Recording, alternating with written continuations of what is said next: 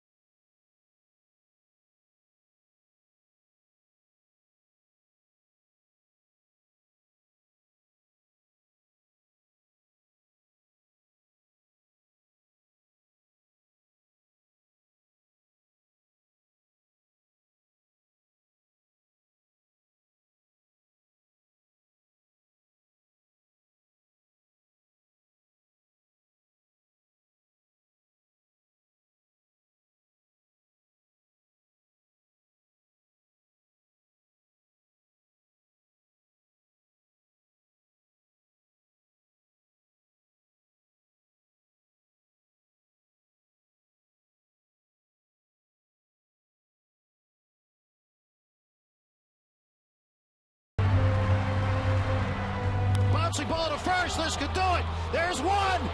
Pirates are going to the postseason. Back-to-back Bucktobers for the Buccos. Raise the Jolly Roger. The 2014 Pirates return to the postseason.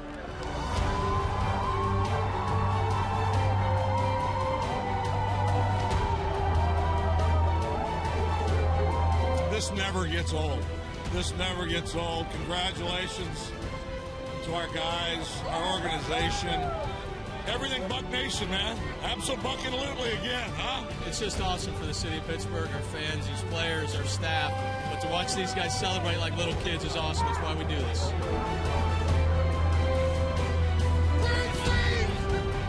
Can't be any better than this. This is what we've been playing hard for. We still got some work to do. You know, it's our type of baseball, and I don't think we'd like to have it any other way. We're playing our best baseball right now. We believe in each other, you know. That's all that matters. That's what it's all about. We know it's going to take us all, and any given day it can be a different guy, and that's why we do what we do. A good group of guys, and then we were through the battle, you know, with a good bunch of guys, and it's always rewarding. We're not done tonight, but we will continue to move on. We're not done yet. This is just the beginning.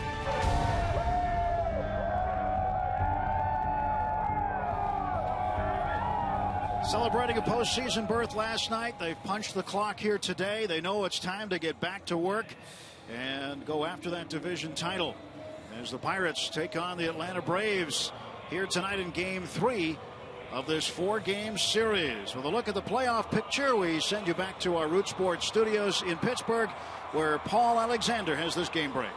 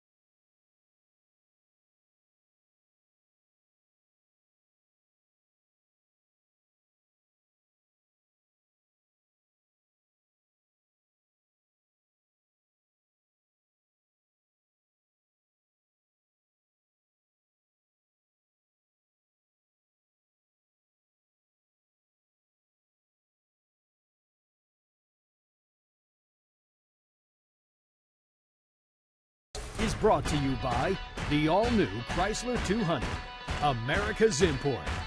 By Toyota. Now's the time to go places with Toyota. Visit buyatoyota.com for special offers. And by PNC Bank. Know where you stand with PNC Total Insight. Let's go Bucks. And we are back at Turner Field in Atlanta. As Julio Teheran has taken the mound for the Braves. Last night's starter and winner, Garrett Cole. What a performance for Cole last night. Retiring the last 17 batters he faced. And tomorrow's starter, Edinson Volquez, right there with him. Let's take a look at the Toyota Pirates lineup for tonight.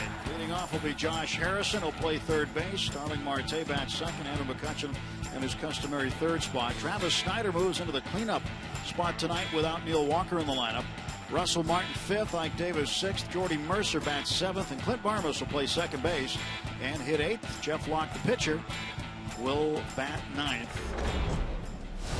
As Jay Hayes still chasing the National League batting crown, just 2 points behind Justin Morneau, 317 to start the night. And in third place is Andrew McCutchen with a 313 average after his 2-for-2 performance last night. Here is the Braves right-hander who's had a pretty good season. Yeah, he's very tough. He doesn't give up many runs, obviously, with that very low ERA. He hasn't won like he would think he would because they just don't score for him. He hasn't had a lot of run support. But when it comes to quality innings, he's going to give it to them, and it might not be real easy to score a ton of runs. I expect this game to be like the last half dozen or so, where their pitchers duels early on and going to be low scoring, and could be a 1 or 2 runs at most decide this thing. We take a look at the defense behind Tehran tonight, brought to you by Volvo. Justin Upton, BJ Upton back in the lineup at center field. Jason Hayward and right. Johnson and Simmons along with Bonifacio and Freeman. Bonifacio at second tonight. Christian Bethancourt behind the plate. And there is Freddie Freeman, who grounded into the double play that ended the game last night. Freeman, one of the better hitters the Braves have. So we are now underway in Atlanta, game 3. Josh swings the first pitch, fouls it back for strike 1.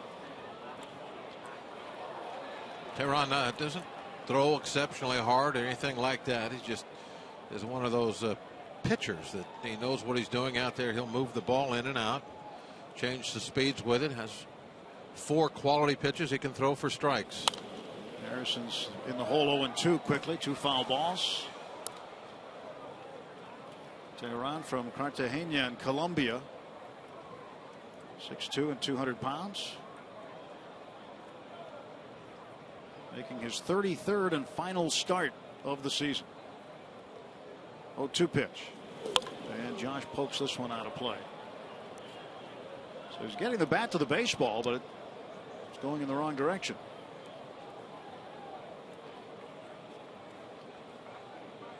Freddie Gonzalez, the manager of the Braves. Very, very tough September for him. 4-16. The Braves with the worst record in the majors during the month of September. And Harrison is out. Said he swung.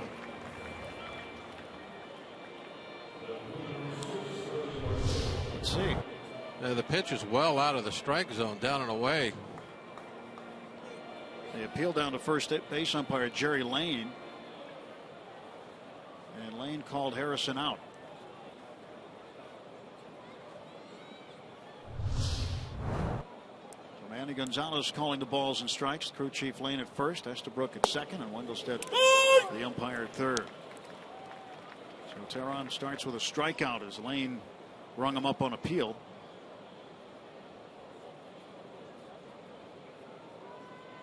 Starling Marte in the 2 spot, hitting .290 now. And Andrew McCutchen grabs the foul ball, drops his bat. Last night he ends up with a pitching wedge into left center field, scoring McCutchen with a game-winning run. And no player in Pirates history has ever driven in postseason clinching runs on the same day in back-to-back seasons. Marte, the only guy to ever do it. That one's up and in. 1 ball, 1 strike. Everybody likes to throw Marte. Why he gets hit so much. They want to try and throw it not up and in up there, but up and in the strike zone. That corner of the strike zone, inside half of the plate, up a little bit, kind of where his hands are. That's where they're aiming for when they try and throw that pitch.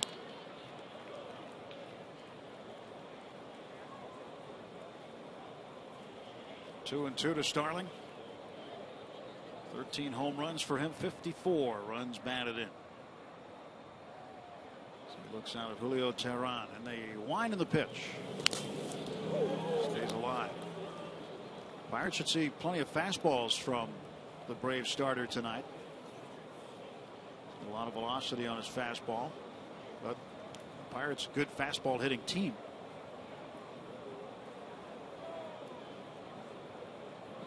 See how the matchup goes. Bethencourt to the sides. 2-2 pitch. This one is poked into left center field. Justin Upton will make the catch. Two men out for the Pirates in the top half of the first inning. Our Rivers Casino tips to win. No hangover. Don't be thinking about last night and what you accomplished. The real work is right in front of us tonight. Snyder hitting cleanup. You talked about that. I think that might be a key. He's 2 for 5 off Tehran. Let's see if he can get a big hit, big RBI tonight in that leadoff spot, and then probably going to be a low-scoring game. Locke needs to outpitch Tehran. McCutcheon takes a fastball strike. 0-1 to Andrew. Still climbing in that batting race, sneaking back in it with 5 games to play. Off speed pitch is low. Breaking ball from Julio Tehran.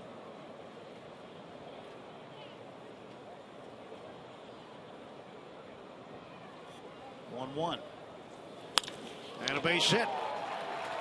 And Kutch will settle for a 2-out single.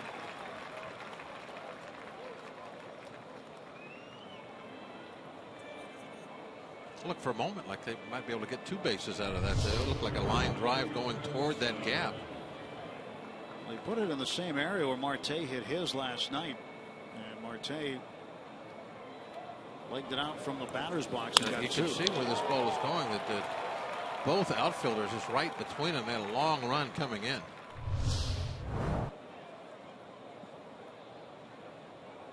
We'll see if Kutch tries to advance himself here with 2 outs.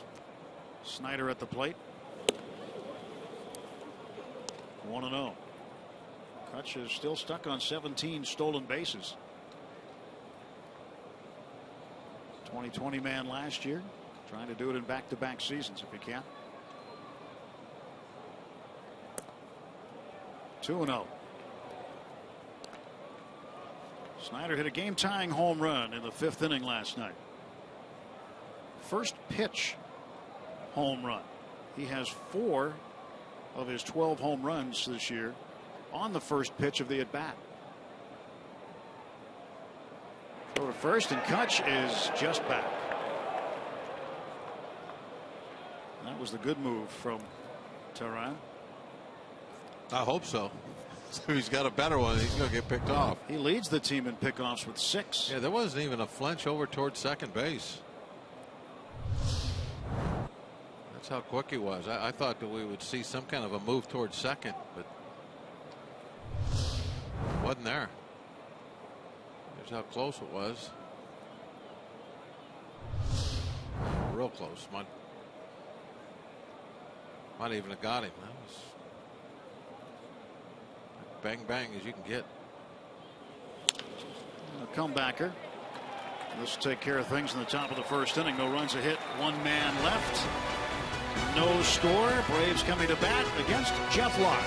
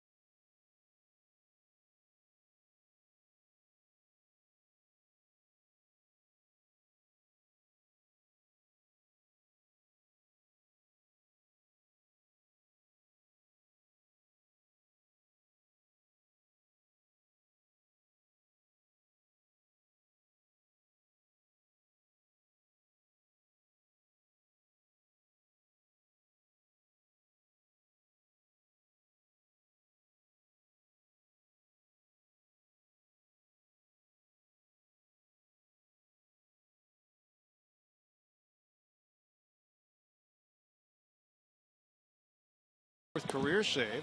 Last night's big victory. So we go to the bottom half of the 1st inning. Braves coming to the plate. Let's take a look at Freddie Gonzalez lineups brought to you by Honda. Emilio Bonifacio leads off, plays second tonight. Andrelton Simmons is shortstop, and Freddie Freeman. Justin Upton in the cleanup spot.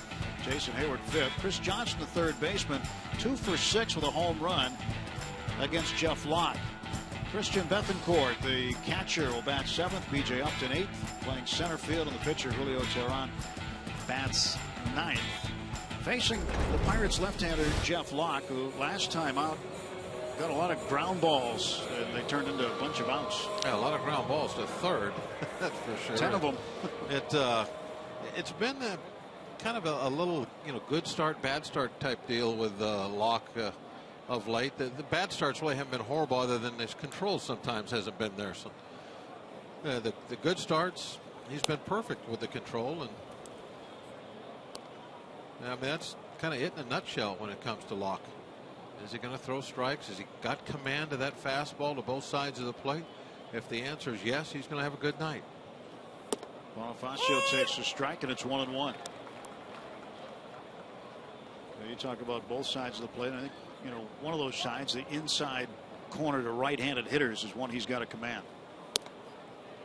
Got the outside part that time, and it's 1-2. Jeff pitching tonight against the team that drafted him, the Atlanta Braves. Strike 3 right there. Nice looking pitch from Jeff Locke, and he sits down Bonifacio.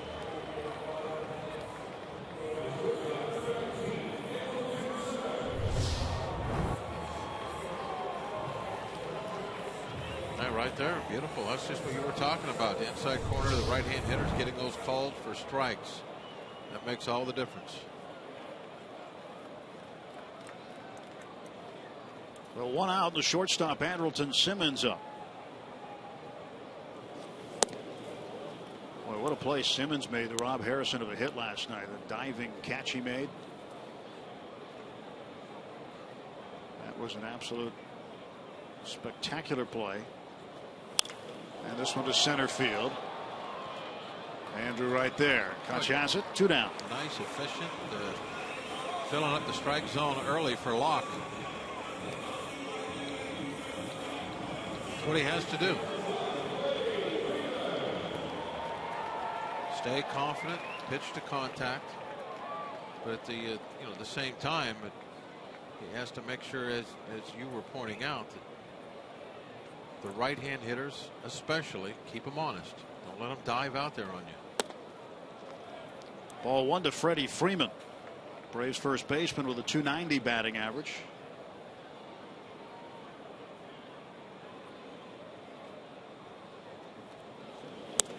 (2-0). Jeff has started 3 times against the Braves prior to this one tonight. He's 1-0 against them. Got 2 no decisions last year.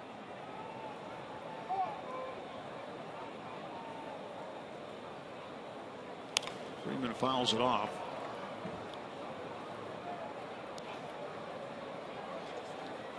So it's 2-1 to Freddie Freeman.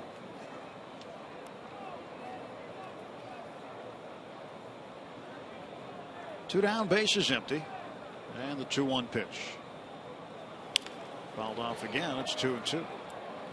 Tonight's Barrel Automotive League leaders stat: the National League leaders in average with 2 outs. Josh Harrison on top of that list. Freddie Freeman 5th on the list. John Jay, Casey McGee, Ben Revere fill up the middle. Jay Hay at 359 with 2 outs. Well, they keep going after him inside. That's actually Freeman's hot zone against left-hand pitching. He likes the ball inside, but they keep going in there, and they're beating the label of that bat up. 2-2. Choking up a little bit. And there again.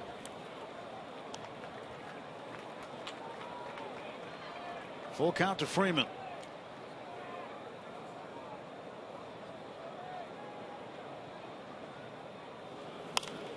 Again, Freeman fouls it off. A lot of fastballs. Those are the. He's hitting 380 against lefties on the inside half of the plate. It's pretty impressive, and that's what he's getting right now, and he's getting beat in there. 3-2 again. Yeah, got a piece of it. The first pitch he's seen away.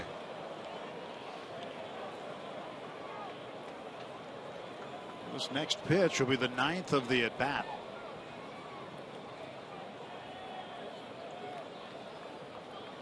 Payoff. Walked him. So Jeff walks Freeman with 2 outs. This will bring up Justin Upton. Well, I had a chance at a real quick inning. Got the first 2 outs real fast, and then 10 pitches for a base on balls. It took him 5 pitches to get 2 outs and 10 pitches to walk none. Freeman. Yeah. It's too bad. Justin Upton, a .269 hitter, leads the club with 27 homers.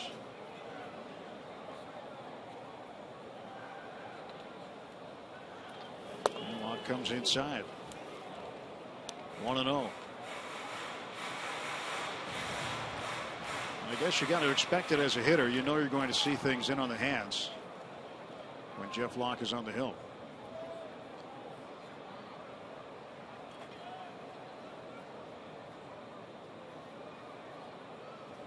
Off-speed pitch, and that missed. Missed with a curveball. It's now 2-0 to Upton.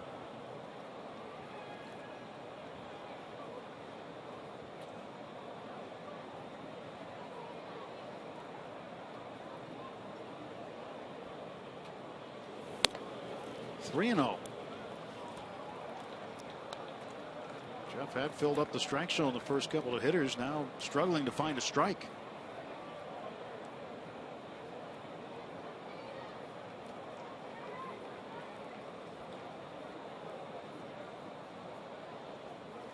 And he got Upton to chase one on 3-0. 3-0 changeup down out of the strike zone. I mean, that's a. The Braves are a strikeout team. They have well over 1,300 strikeouts as a club, and there's one of the reasons. 3-0 changeup, almost bouncing, and he swings at it. That's going to drive that guy crazy.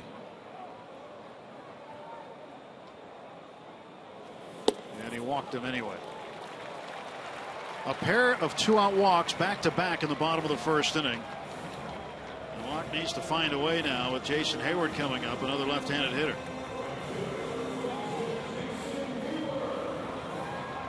So 2 good outs. Struck out Bonifacio quickly. Got Simmons to pop out to McCutcheon. Yeah, like you said, 2 outs on 5 pitches, and now not only back-to-back walks, but a whole bunch of pitches to get it done.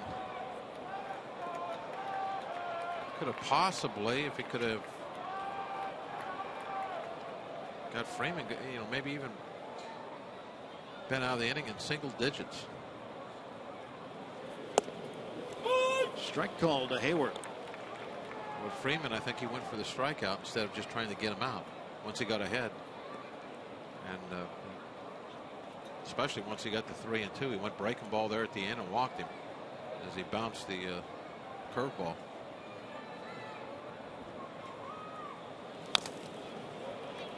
Oh, 2.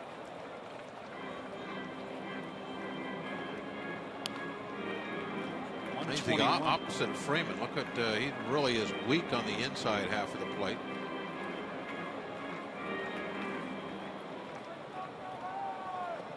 It should play into Jeff's hands a little better. Freeman the runner at second base. Justin Upton over at first. 2 outs. 0-2 to Jason Hayward.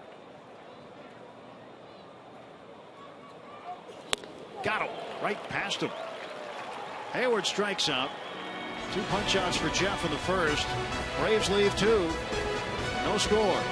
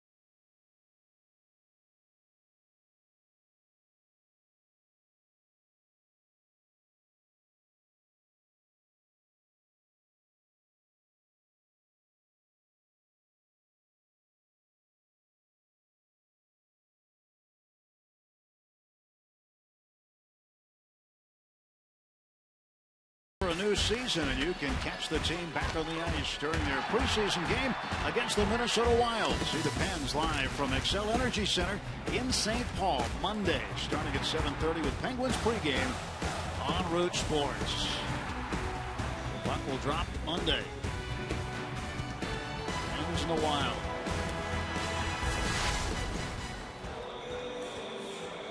They've frozen the ponds indoors again. No score.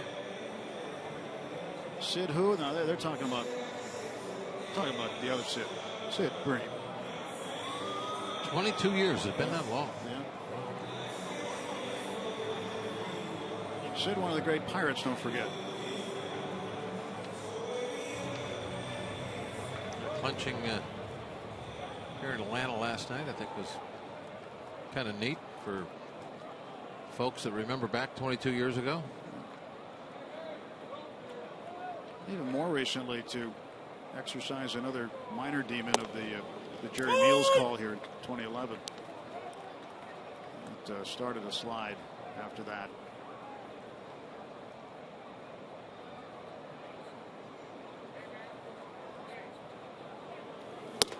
No one to rush is up 1-1 strike.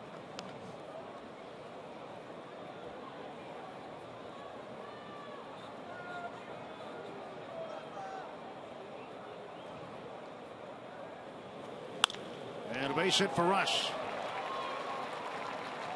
Martin has now hit 13 of his last 14. Three guys in the lineup have had some success off Tehran. And Martin, one of those. Snyder's 2 for 5, and Mike Davis has hit him a little bit. Geiger's 3 for 5.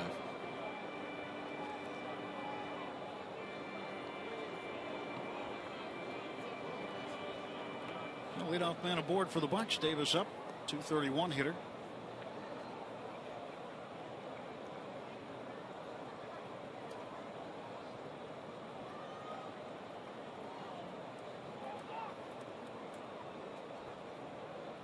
The pitch coming to Ike. Takes it for a ball.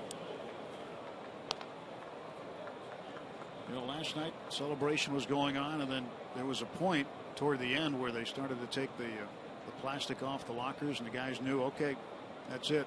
time to get back to business here. Then the clubhouse kind of got quiet. It really is weird nowadays, for me anyway, with the double wild card game, or the double 2 wild card teams where you're going to have that 1 game play in. That in a lot of instances, and it's true of the Pirates obviously right now, that you want to celebrate because you know you're at least going to have that 1 game. But at the same time, the division is still up for grabs with 5 games left, and you've only got 1 more loss than the team in first. So it's like, okay, yeah, great, we clinched a wild card spot, but that certainly is not the goal for these guys. No. And they know it. Talking to a few of the guys today about it, they understand it. Today they have to put the foot down on the gas pedal again. 2-2 to Ike. In the old days, when you clinched the next day, it was the AAA team on the field. Yeah. True. You see the lead in the wild card where it's +1, and you and I were talking about this earlier. You pointed out, well, it may as well be 2 because the Pirates have the tiebreaker. So basically, it is a 2-game lead for all intents and purposes. Quick throw to first base, and getting back is Martin.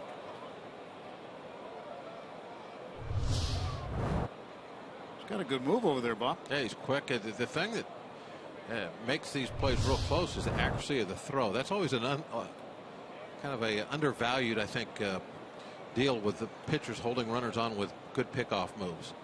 The guys with good moves, it's a waste if they never throw the ball where a first baseman can get a good tag down real quick. And the throw over. You can have real quick feet. You throw the ball over there with real good velocity. But if it's not down around the bag, what good is it? It's got to be some place where the first baseman can get a tag quickly. Russ's spike slipped on the top of the base. Hope he's all right. That's just like sliding a little bit like on a skateboard. He's all right.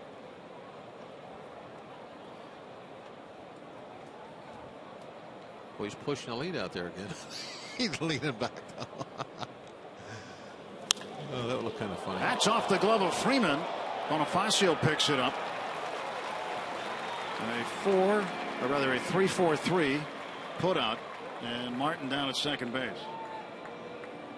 Still shaking that leg. Yeah, I don't like the way he's acting out there. When he was at first base, he reached back in the area of the hamstring. That's something you definitely don't want to see. See how he runs down the line, or I mean over the. Hey, he looked like he was running fine, which that's really the test.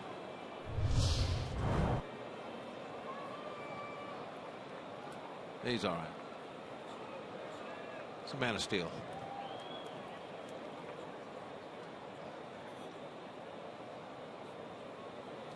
And Mercer takes down low. Yep. Saw him leap a tall building in a single bound last night.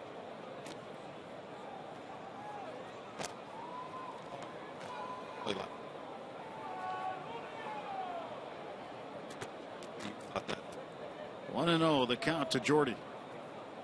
Pirates have a man in scoring position. No score. Top of the second.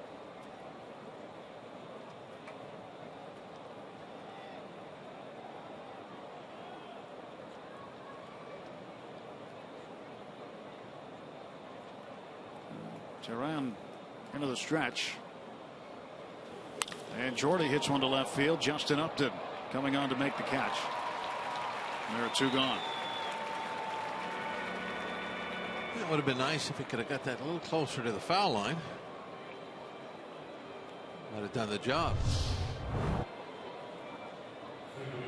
A little too much to straight away left. Pulled that just a little more.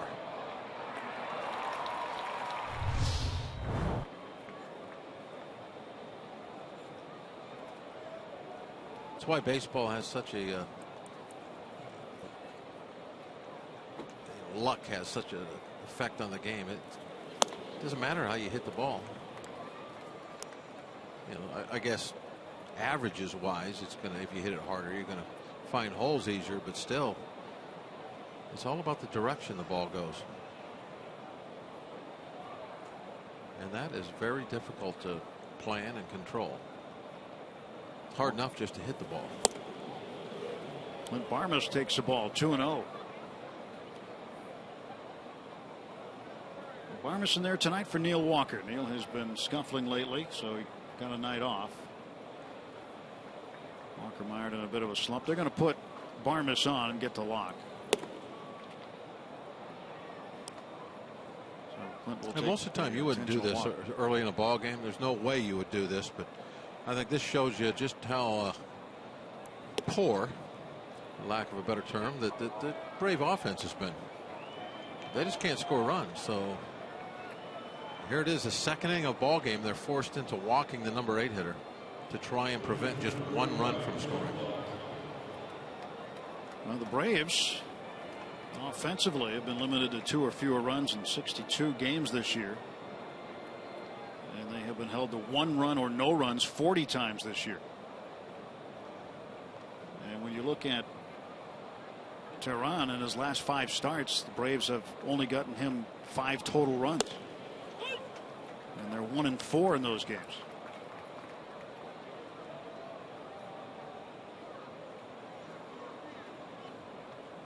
Two on, 2 out. 0-1 coming to Jeff.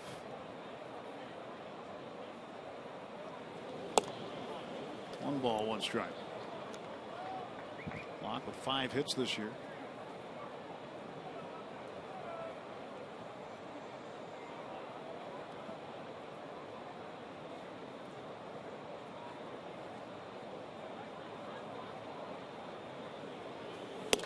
Two balls and a strike.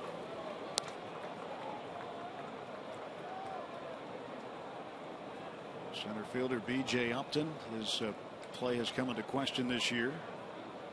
A .207 average. Some grumblings about the signing of Upton after the fact because he just hasn't performed as they expected him to.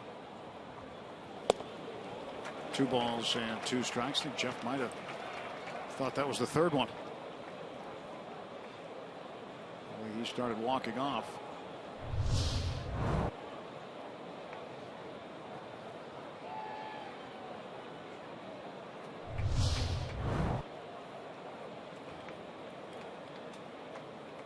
There's the 2-2. Outside, 3-2. How about that if they walk after the intentional walk? That's a no-no. Big no-no. Let's see if he does it. You know, you get that plus one of the guys battling for the batting crown in the on-deck circle. And Jeff will get another chance here. The runner's on the move.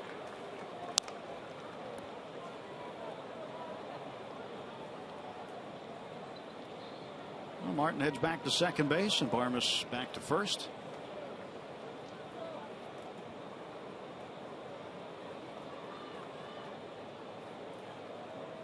Jeff ready to go, facing the payoff pitch from Julio Teheran. Struck him out. No runs, 1 hit, 2 left. Go to the bottom of the second in Atlanta, no score.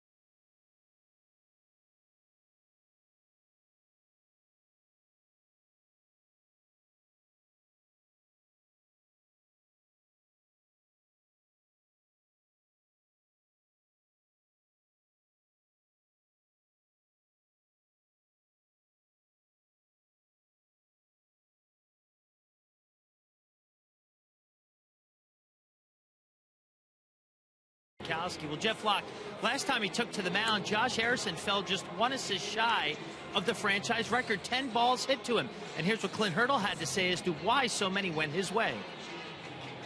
I think it was one of those perfect storm days where he had excellent fastball command of the glove side down. And he got a bunch of swings over the top of the balls. Also threw some very good changeups that were clipped and just pulled that way. So the combination of the two played out to 10 assists to the third baseman. We'd take it again tonight. And you talked earlier about, Locke throwing inside in that first inning, Bob and Tim. And, hey, however way you shake it, they'll take Jeff Locke like he was last game, right? Oh, no question about it. No question about it. I'll take Jeff Locke the way he pitched the first 2 hitters of this game. Yeah, 5 pitches, 2 outs. Facing Chris Johnson, who swings and misses. Johnson, over his last 7 games, hitting .307. And he leads the National League in batting average against left-handed pitching, .393 average against lefties. Jeff has to be careful with him. 1-1, belted to left field. Marte there, and it's over his head. Around first, heading for second is Johnson. And he is into second base safely to lead off the inning on a ball that should have been caught by Marte. Well, if he was trying to throw the ball to the inside part of the plate and down, he accomplished that. But that's a place where hitters can be very quick when the ball is down like that. It's almost like a golf swing for him. This will be a double for Johnson, his 26th.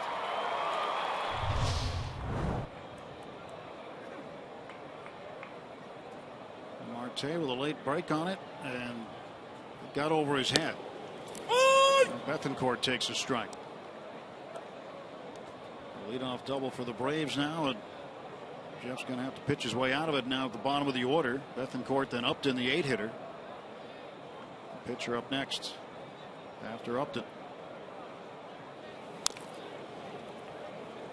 0-2.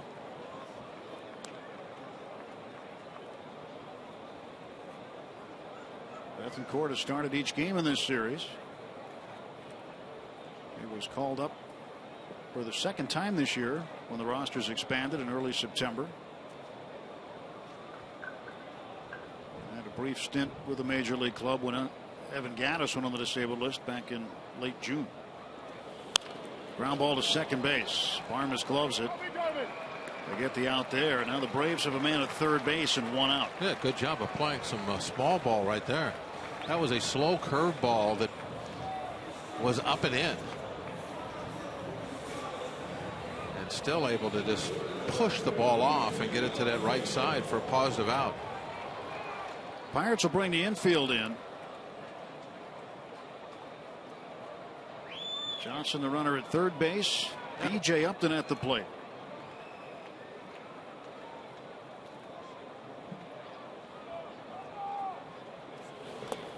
Pitch inside for ball.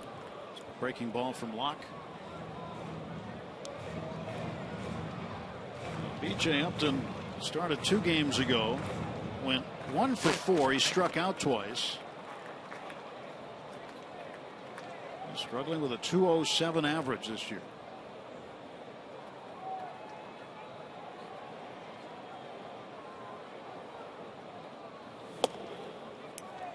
Two and 0. The guy Jeff would like to have him make it out here. Swells behind him. 2 balls, no strikes. Freddy Gonzalez, whose team has been challenged so much lately, scoring runs. He is hoping Upton can do something. Throw down to third base, and safe at third is Johnson. Quick throw by Russ.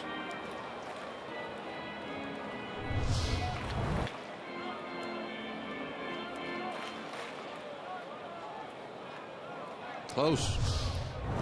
Planned play. I'm sure Russ had given some kind of a sign to let Jay Hay know it. Coming down there with the ball, be ready.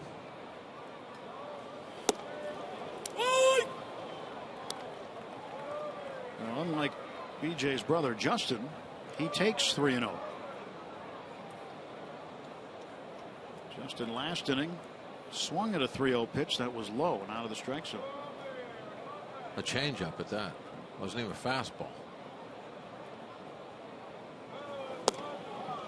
First and third, one out.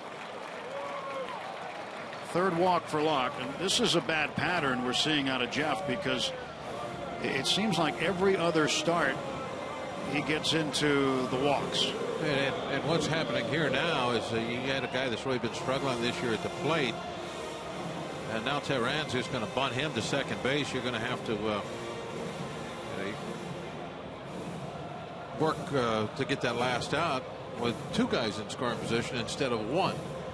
I definitely wanted to be a little more aggressive with B.J. Upton up there. Bonifacio, a real good right-handed hitter, and if Teheran gets his job done, you're going to have to face him with 2 guys on. The guy at second too, with a ton of speed, could easily give you a 2-run lead with a single. Teheran looks to bunt, pitch is low, and Upton takes second base. Well, they're not going to, you're not holding him on, so he just took off.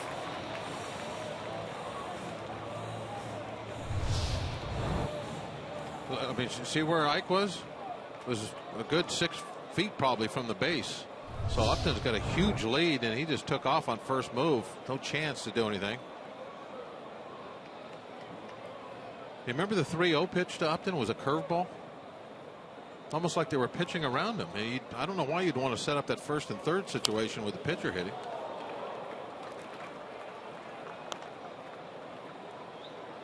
One ball and one strike.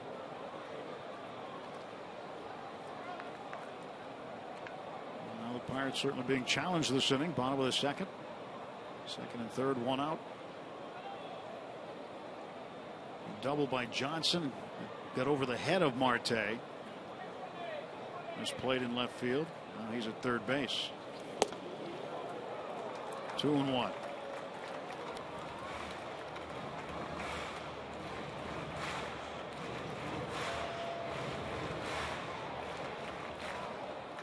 Back in February, Teheran agreed to terms on a long-term deal here in Atlanta.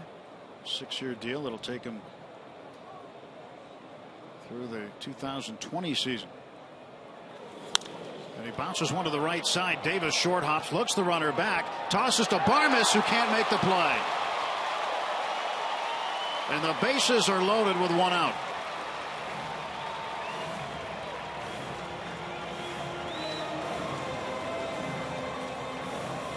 Well, probably 90% of the pitchers, it's going to be an easier play to make. You're not going to have to be in that big of a hurry. But Teheran was really busting it down there. You saw Barmes have to stop for a moment to make sure that that ball was caught. Watch Barmes. See, there's that little hesitation right there, and then he's got to pick it up again. And that really put the pressure then to get to the bag in time. And so he was trying to catch the ball and find the bag with his foot simultaneously, and it just didn't work out. Well, that'll be ruled a hit for Teheran. Yeah, swing and a miss by Bonifacio. Actually foul tipped it. A tiny piece of it. 0-1.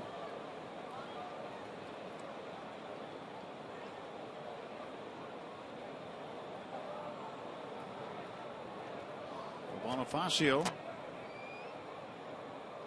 like Barmes, not the regular second baseman.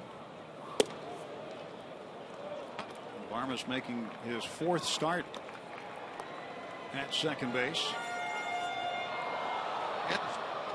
And Barmes has not started a lot of games over there.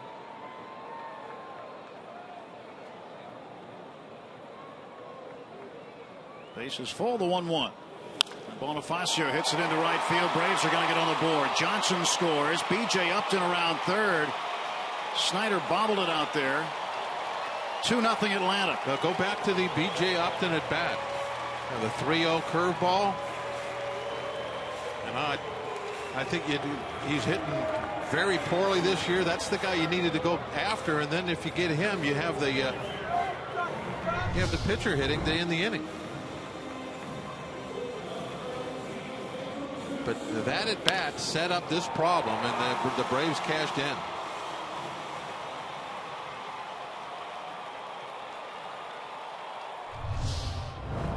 Still one out.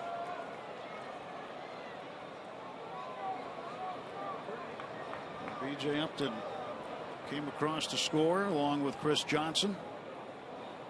A 2-run single by Bonifacio.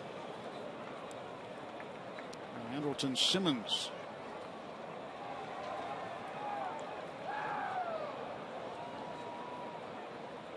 Pitcher Teheran out there at second base.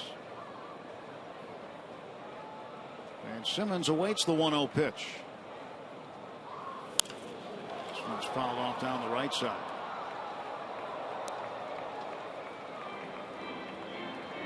His last outing against the Brewers for Jeff Locke, first pitch strikes were better than they are tonight. He's fallen behind a lot of hitters early in the ball game. And your first pitch strikes can be a big telltale about how you are doing in the game and maybe why situations are the way they are. If you're pitching ahead or pitching behind, two totally different things. Simmons bounces it slowly past the mound. Barmes charging, throws on to first to get him. Simmons is out. Both runners move up.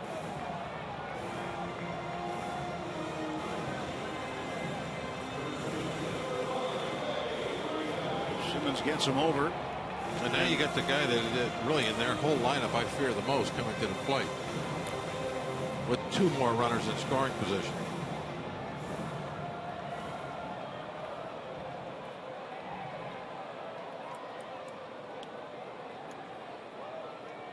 I showed you earlier the batting average with 2 outs for Freddie Freeman. He's 5th best. Takes a pitch inside.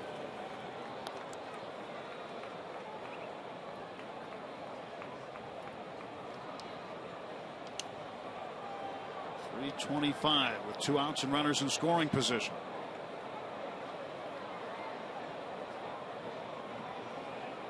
.1-0 pitch to Freeman. Hammered to center field. McCutcheon will take care of it. And the Braves get 2 and leave 2. They'll go to the 3rd, 2-0 Atlanta.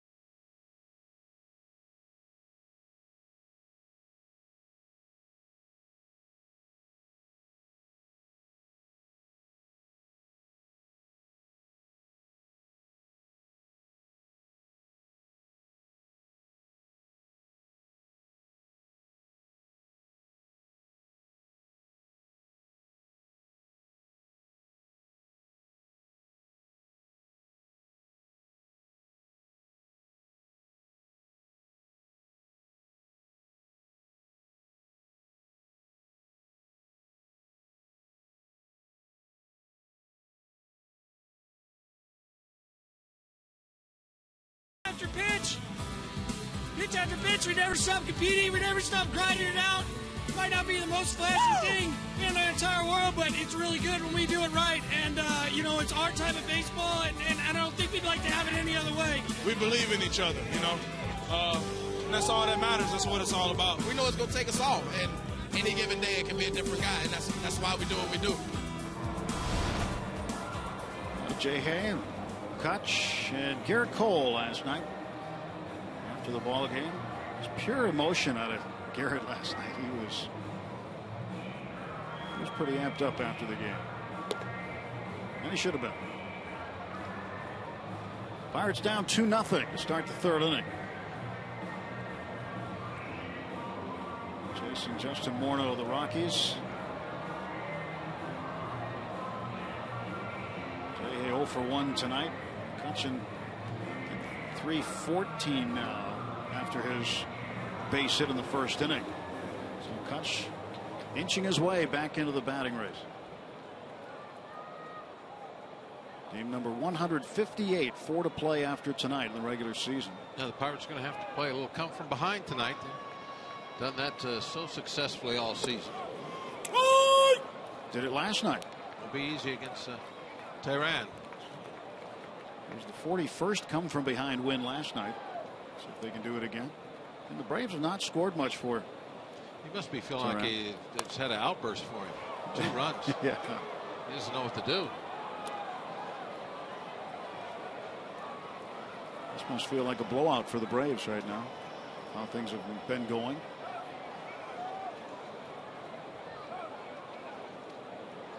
Oh, 2 to Jay Hay. Oh. 1 ball, 2 strikes.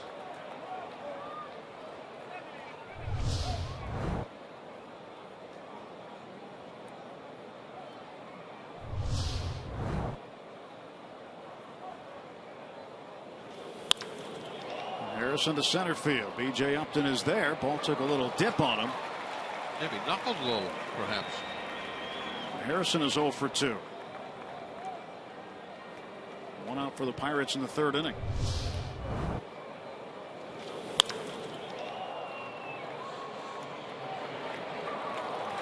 Late course correction on that one.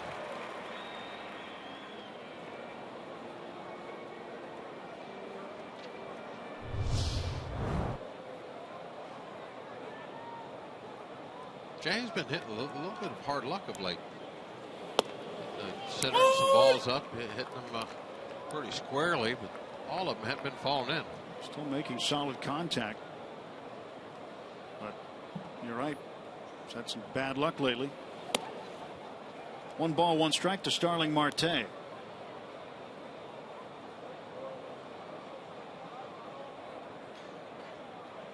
Need Marte to get an RBI. The Pirates have won 7 straight when he gets at least 1 run batted in.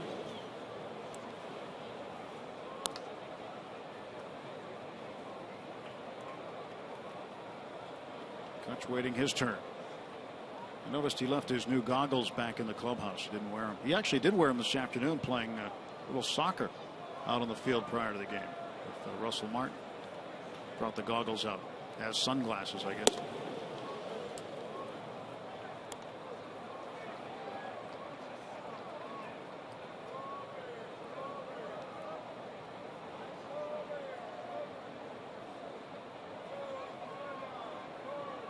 Three-one pitch. Let's bounce past third, foul. I'll fill it up 3-2.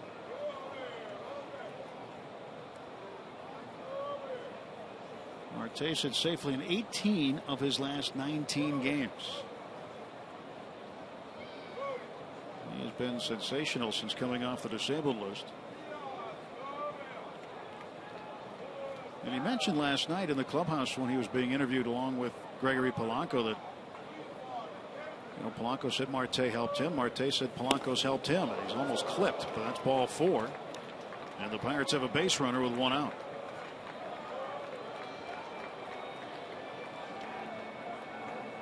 Time now to show us how you root for the Bucks. Show us the most unique ways you raise the Jolly Roger, the fun places you watch the games on Root Sports, or how you display your Pirate pride. Simply submit a picture via Twitter using the hashtag BucksFanPhoto, and we'll show them during our telecast. Maybe you can show us the ways that you celebrated along with the Pirates last night. Hashtag BucksFanPhoto. 1 on, 1 out. Throw to first. Marte jumps back to the bag. Starling with 27 stolen bases.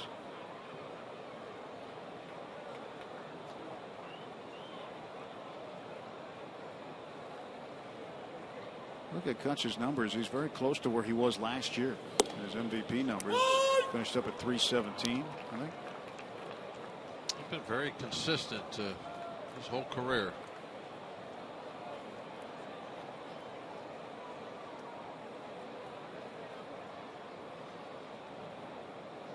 You can write his numbers in first week of April, and you know you're going to come pretty close.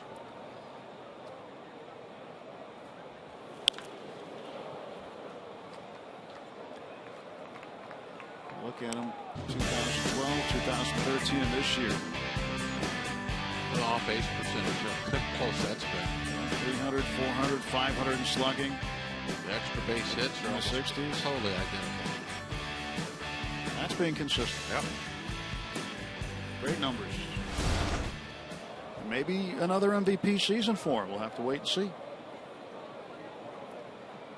He will be in the discussion, that's for certain.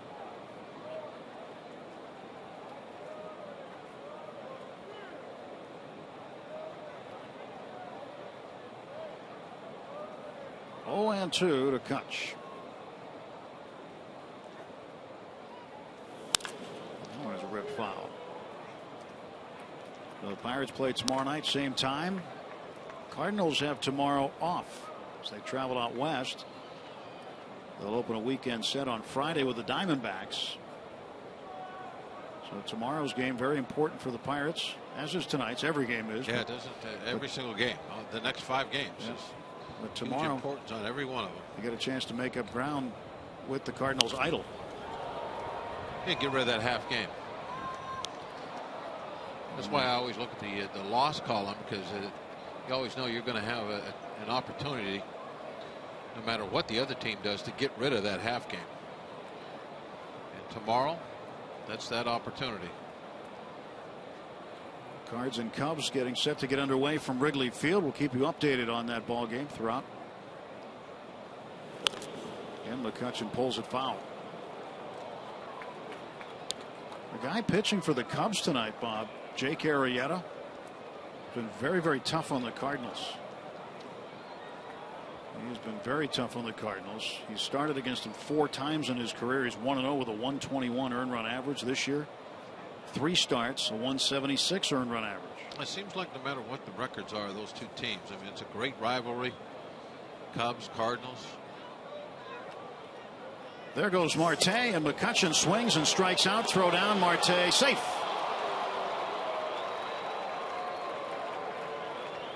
Stolen base number 28 for Starling Marte. 2 outs and a runner in scoring position after Kutch goes down swinging. Actually gets in there fairly easily for not getting that great of a jump, I didn't think. Just made up with the speed, the head first slide, just kind of diving in.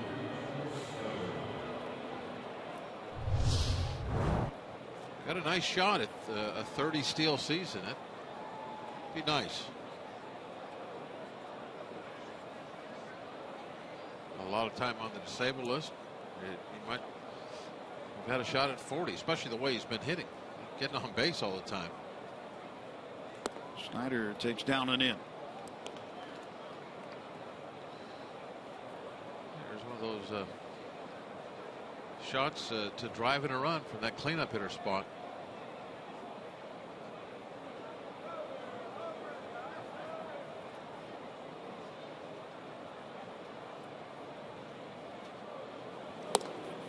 Two balls, no strikes to Travis. Travis this year has established career highs in games played with 136. RBIs with 36.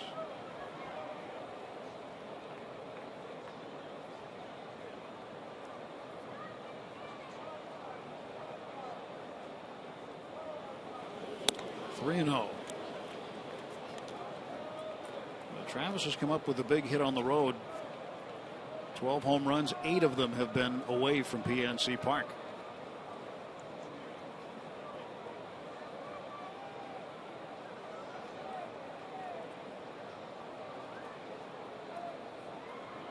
Pickoff attempt at second. Throw was right on the money, but Marte got his hand back. We've seen his move to first. Now we see it to second. Yeah, it's the same thing. It's the accuracy of the throw that makes him close.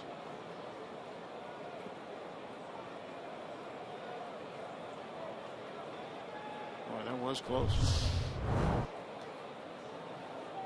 3-0 pitch to Snyder. He took a rip at it.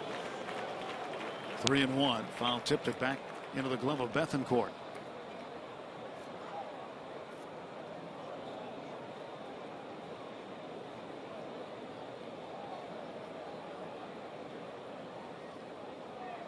Travis is 2 for 6 against Julio Teheran.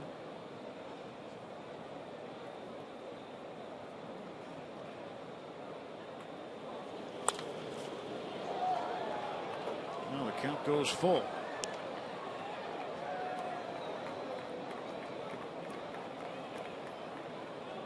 So the Cubs and Cardinals are now underway from Wrigley.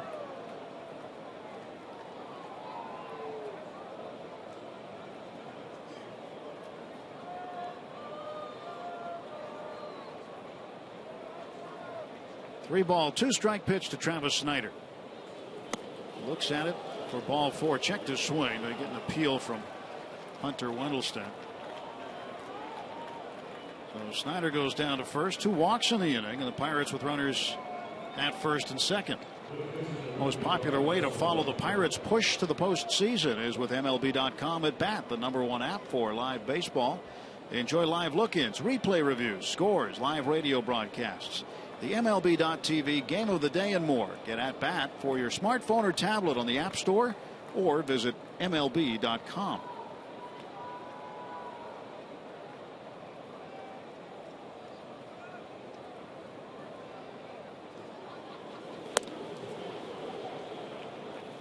That's a strike.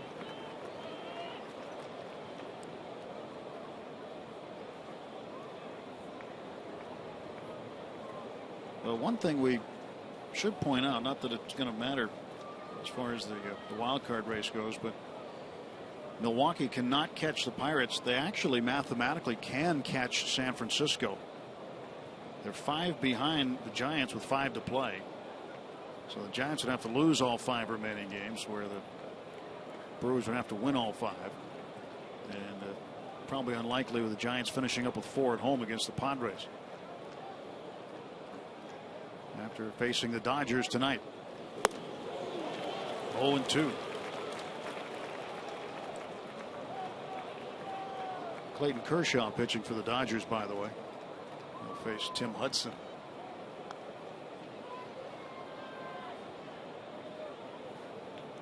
A lot of scoreboard watching tonight.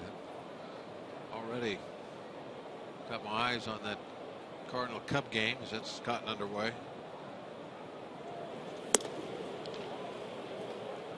Second straight inning, the Bucks have had 2 on and 2 out. The last week of the season. This one you can really get serious about it. You know, it means so much. You know, a month ago he started doing it a little bit, but no matter what the result was on the board, you just kind of shrugged at it because there's still so much time. But now there is no time.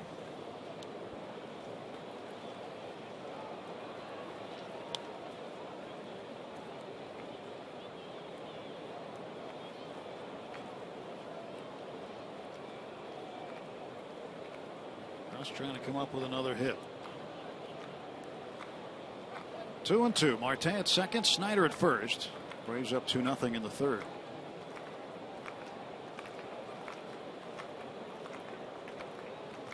And Russ swings and misses, and that is strike 3. Pirates leave 2 again. 2.5. Braves 2. Pirates nothing.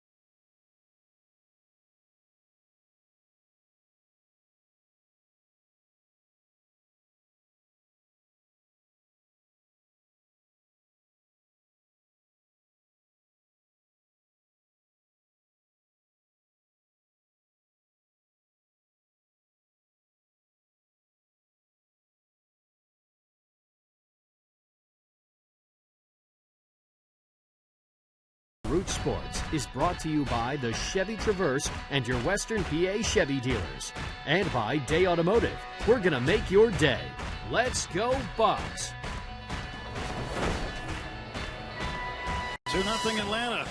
Heading to the bottom of inning number 3 with Bob Walk. I'm Tim Never. Robbie and Smikowski with us as well. See, Bob, they know you're here. Ban the DH. That's right.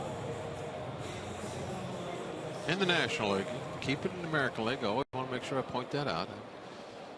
I just don't want it over here. Oh, blue cotton candy bar. That's not your favorite.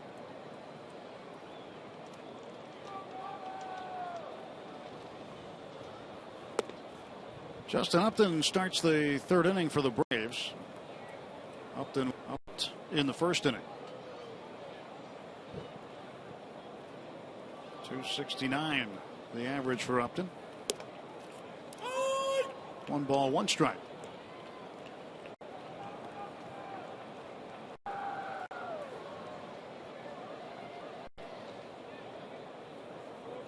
Ready for the 1-1 pitch.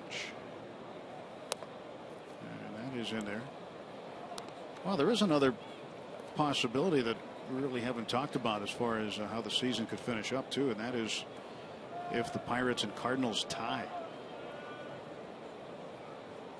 There would have to be a playoff for the division. And that one's fair ball to right field, and Upton's aboard. Leadoff single for the Braves left fielder.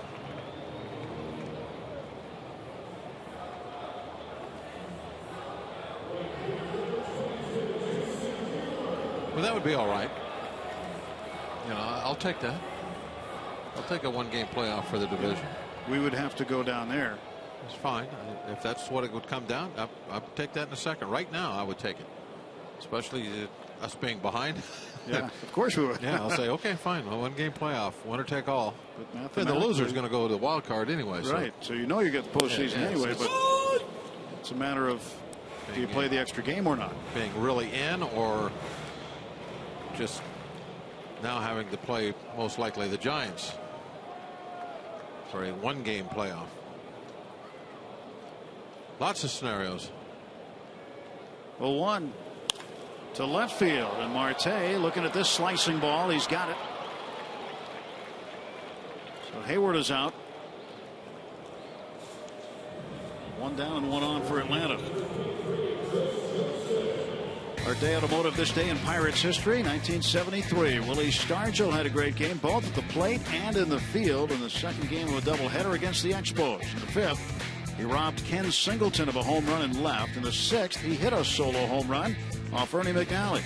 Then in the 7th, he threw out Tony Scott at the plate. Nellie Briles threw 6 1/3 shutout innings for his 14th win.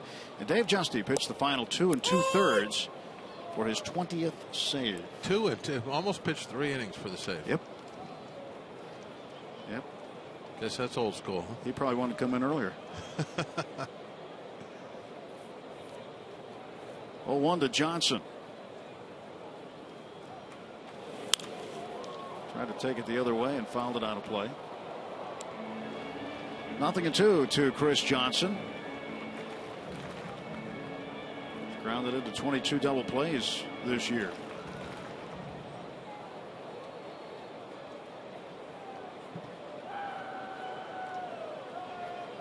Ready for the 0-2 pitch. 1 ball, 2 strikes.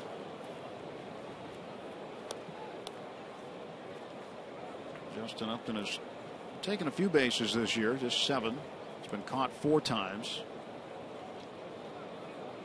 Including last night in the first inning, he tried to swipe one on Russell Martin. And Russ gunned him down. There he goes again. Martin throwing down to second again. This time Upton beats him there for his 8th steal. When you run a first move on a lefty, you're going to get a huge jump if he's going home. See, first move, soon as that foot came off the ground, he took off. It wasn't. He's just gambling that the pitch is going home. If the throw if it was a pickoff, he was picked off. It's just you're rolling the dice. You're thinking, okay, he's not coming over this time. I'm going to move on first move. As soon as I see him wiggle his foot, I'm taking off. And if he throws home, they won't have a shot at me because I'll have such a big jump. That's the one disadvantage that, you know, lefties have that advantage. They're looking right at you. They can be deceptive, all that sort of thing. But if they're going to have that slow leg kick, the deceptive move, and the runner guesses right, they'll steal it almost every time. Full count on Chris Johnson. Ground ball back to Jeff, and they're going to get Upton at third base. So Upton runs himself into an out there. Freddie Gonzalez. They're going to take a look and see if there was a tag. He's going to come out and talk to Hunter Wendelstedt. Jay has a real quick, sweep tag. They're going to check it out. Yeah, they got him right in the knee. Got him on the knee. Third base coach Doug DeCenzo waved over to Freddie Gonzalez to come out. Did you see that? Locke actually looked a second to check the runner, and there was no runner. He was already gone. So Pirates catch a break. Upton trying to get the third and the ball back to the mound. Doug DeCenzo. When you struggle like they do scoring runs, you can't make outs on bases. And there's a hot shot off the glove of Jay. That bounces into the stands. Ground rule double. And so Bethancourt will stop at second. That'll hold Johnson at first. Good third, thing, rather. Good thing that Upton made that out on the bases, or obviously it would be a 3-run ball game. Ball smoked down to third base. Jay barely had time to just kind of deflect the ball over toward the stands.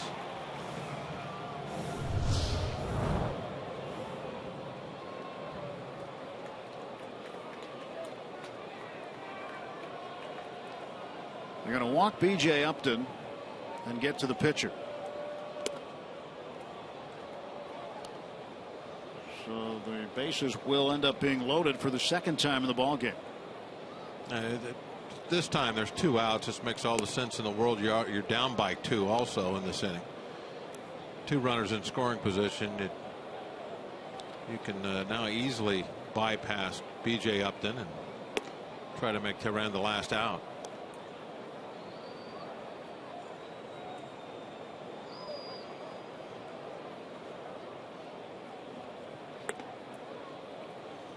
Upton heads down to first. Locke's thrown over 60 pitches tonight, and he's still got a hitter left to try and get out of this third inning. He's going to go much deeper than 5 or maybe 6 at the most. Needs to the next couple innings hit some quick outs. I think Jeff would tell you when he looks back at this, he would say that this is not his sharpest outing. No, I think he'll look at that B.J. Upton at bat last inning. That's been the key to his game. And also, how about the first inning where he had 2 outs on 5 pitches, and then took him 15 to get the inning over with, or maybe even a little more than that. 15 more, I mean.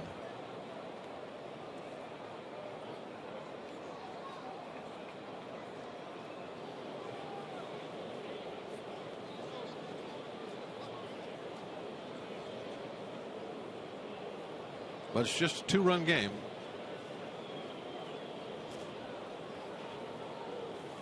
And Tehran drives to center field. That's a base hit. Johnson will score. Coming in behind him, Bethancourt. 4-0 Atlanta.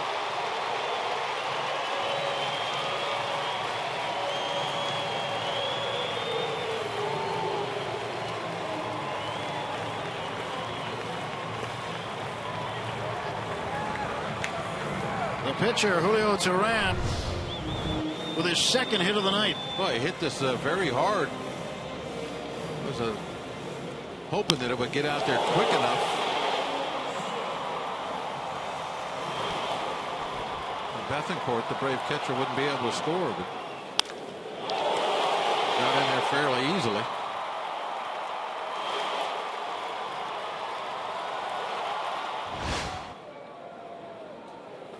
Bonifacio takes a strike. Well, Tehran has driven in more runs himself in this game than he averaged runs scored for him by his team in his previous 5 starts combined. 2 RBIs for him tonight.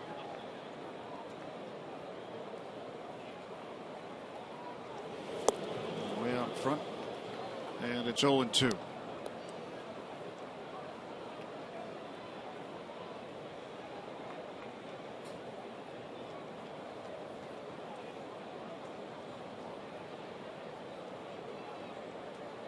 This will be the 70th pitch for Jeff. 2 on, 2 out. The 0-2 pitch coming to Emilio Bonifacio. And he struck him out. But damage done as the pitcher, Teheran, drives in 2 with 2 outs. It's a 4-0 Braves lead.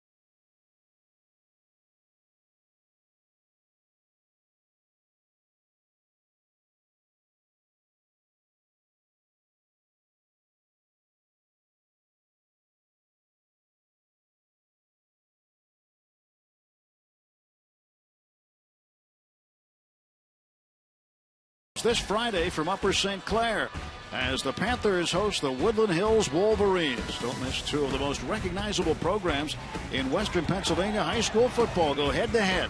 It all kicks off Friday after postgame on Root Sports. A 4-0 Atlanta lead as we get set to start the top of the 4th inning. And Julio Teheran pitching with one of the bigger leads a Braves pitcher has had this month.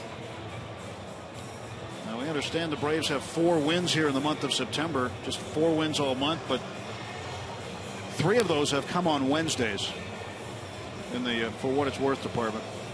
Winning Wednesdays. So like a promo here. Promotion.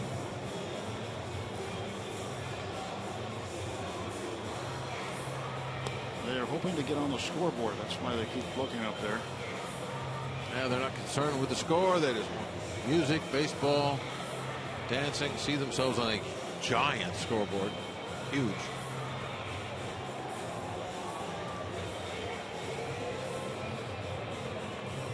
Ike Davis will lead things off for the Pirates in the 4th. Need to start chipping away a little bit. Get some kind of a number up on the board for us.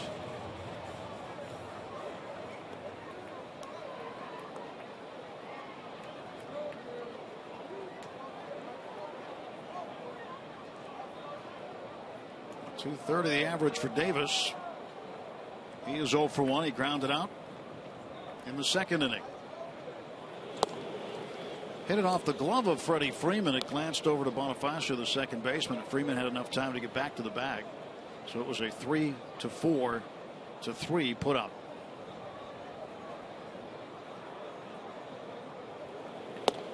One ball, 1 strike to Ike. This will be Davis's first trip into the postseason. Never been there as a player. So he is looking very much forward to it as he ropes this one down the right field side. That ball is going to drop there. Bounces off the wall. And Ike heading for second base. Hayward's throw way off line. And in with a leadoff double is Ike Davis. Well, he just smoked that ball down in the corner. Hayward thought he was going to get a triple out of it. He threw the 3rd. Little breaking ball that just hung right down the middle. And it is just ripped off the wall. Hayward actually did a very nice job of playing that ball, but his throw was, wow. Where was that going?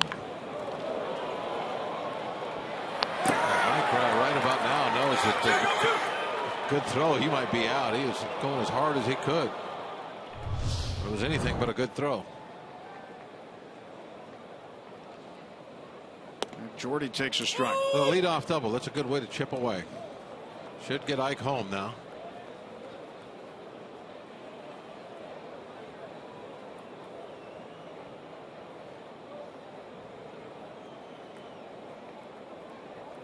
Well, one pitch coming to Mercer. And he bounces it to third. And Ike cannot move up. Jordy did not hit the ball to the right side.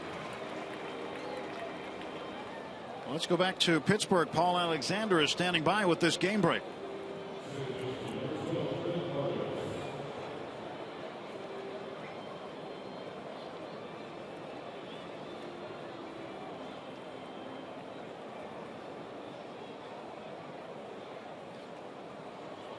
All right, thank you, Paul. We'll be keeping a close eye on that ball game tonight.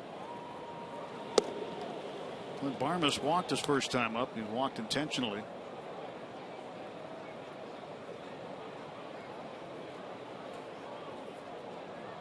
Dodgers and Giants later tonight. I'm sure that'll be watched by many in this traveling party when this ball game is over.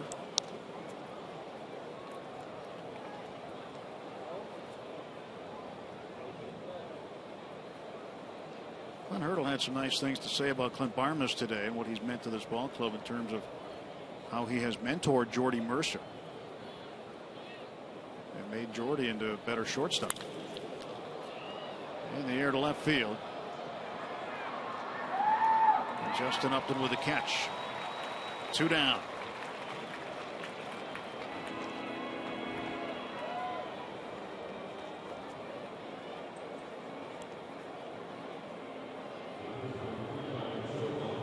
So 2 men out. Davis still at second base after the leadoff double, and Jeff Locke will come up. Locke struck out swinging in the second.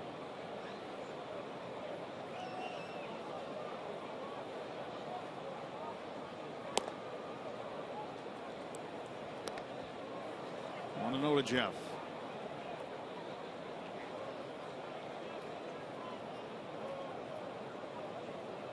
He's on the bullpen. Taken into game from their elevated perch.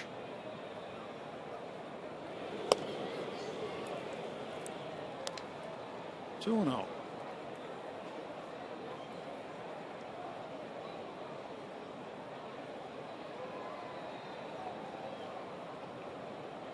Nice to see Jeff be able to provide some offense like Teheran has done so far for Atlanta.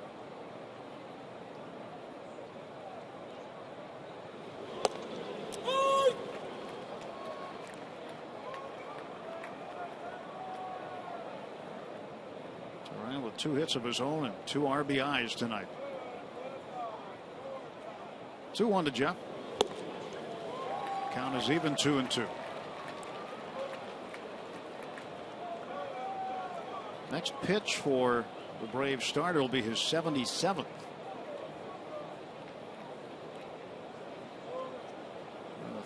Top of the 4th.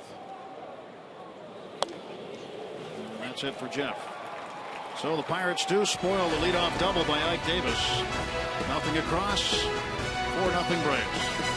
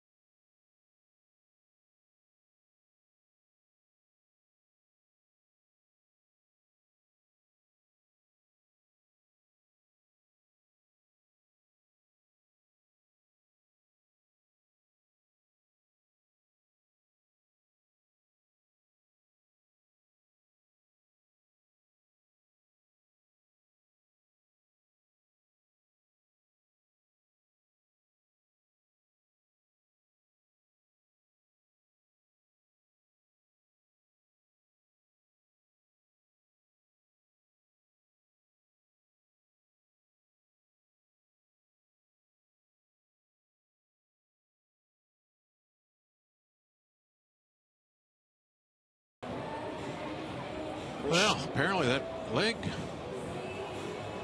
That's what I would think. I think it was at going back to first base play. He slips. Go back and look at it. Slips off the top of the base, right there.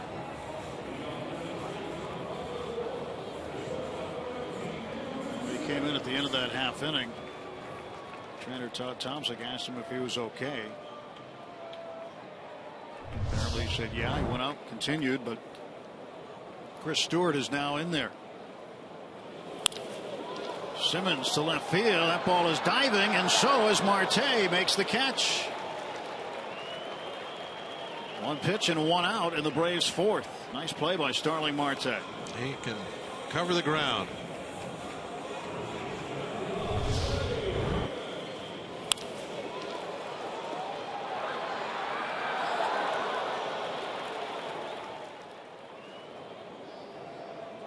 Line drive was sinking. Excellent outfielder. Early on, you know, he'd occasionally make the kind of a bonehead play out there, maybe throw to the wrong base, that kind of stuff. But the more experience he gets at this level, the less and less of that type of play you see, and the natural defensive ability is just taking over. The way he gets the jumps on the ball, the way he covers ground, that tremendous arm of his.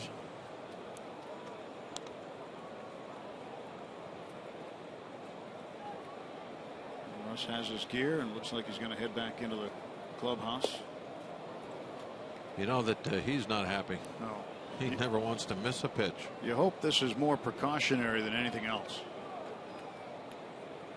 Well, the fact that he was able to go back out there and play an inning makes me think that is what it is.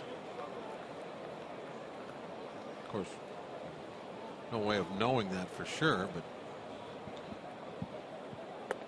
you would think. Freddie Freeman walks for the second time tonight.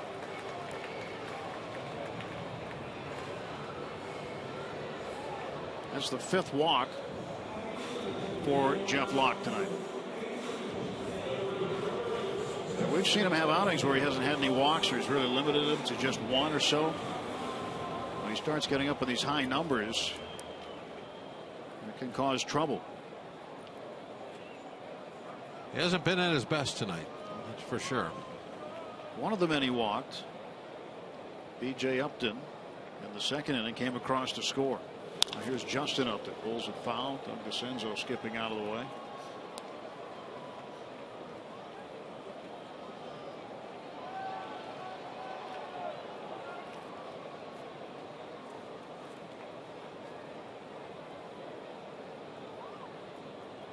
No balls and a strike.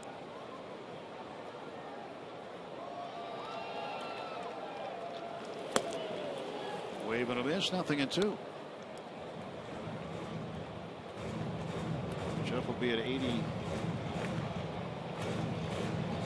pitches very soon.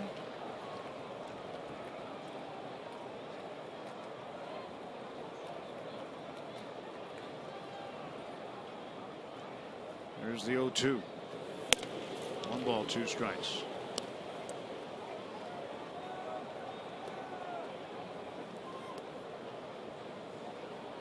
Upton had a base hit and a stolen base in the third. And he was the recipient of one of Jeff's walks in the first inning.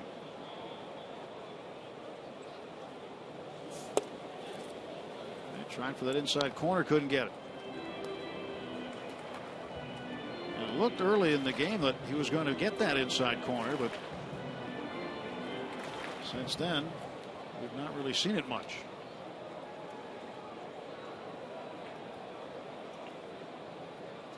Two ball, 2 strike pitch to Upton. And he hammers this one to left field. Back goes Marte. Starling to the wall. It is 6-0. Home run number 28 for Justin Upton.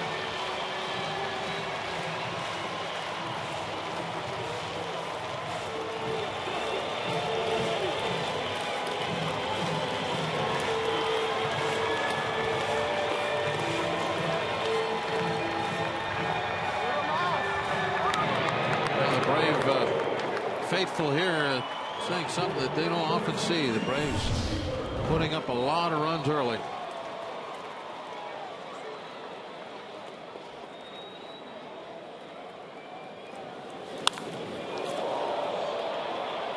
All down and in, just dropped the head of the bat to it. And that golf swing we were talking about earlier. Ball's down like that, you just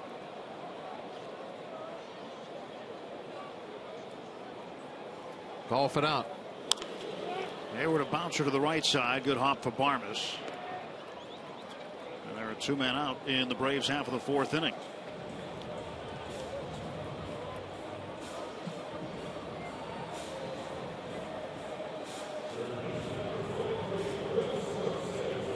Jeff Locke running into trouble. Another one of his walks has come around to score. 2 of them tonight.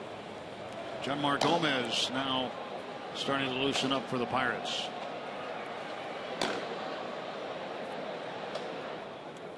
Chris Johnson swings in, ropes one past Jay. That's a fair ball down the line. Johnson around first, and he'll be into second with his second double of the ball game. Now, this just does not appear to be Jeff Locke's night. No, it hasn't appeared to be his night for quite a while now. Really, from in that first inning when he struggled with his control, you knew that it could be a problem.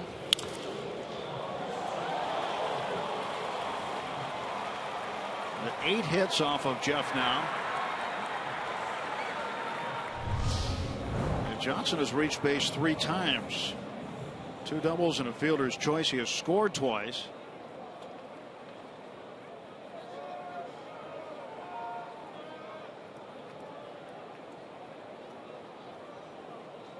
The script has flipped on these 2 teams. The Pirates have had offense like this month. The Braves have not.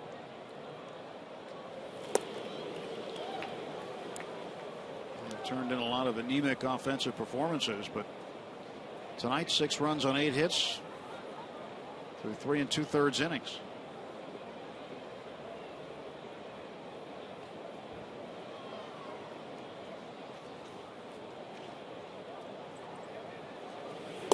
Pitch inside.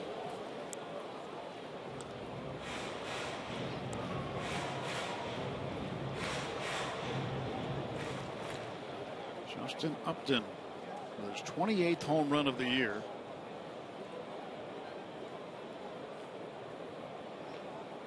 Braves hadn't had a home run in a little while.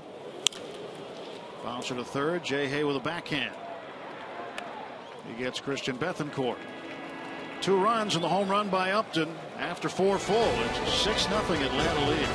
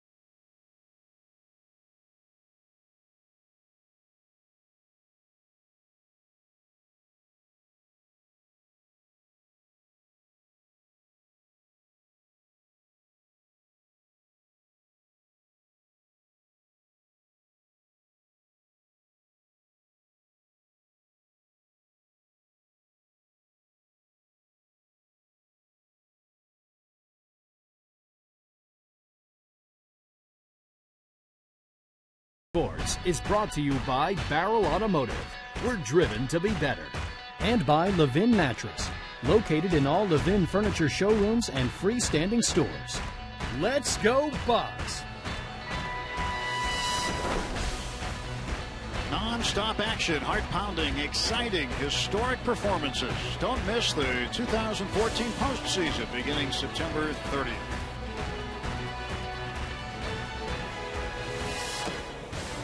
Six nothing Atlanta. Going to the top of the fifth. Well-dressed Pirate fan. Well, Jeff Locke having a tough night. Yeah, he is. Real tough for Jeff. Seems like the pattern is continuing with every other start. Yeah, good and bad, and it so often comes down to control. The Pirates are trying to get some runs back with Josh Harrison leading off. Justin Upton with his 28th home run of the year.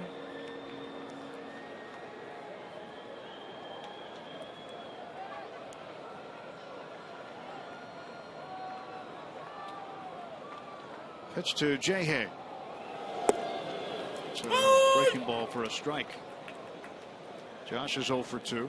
Struck out in the first and lined out to the center field in the third inning.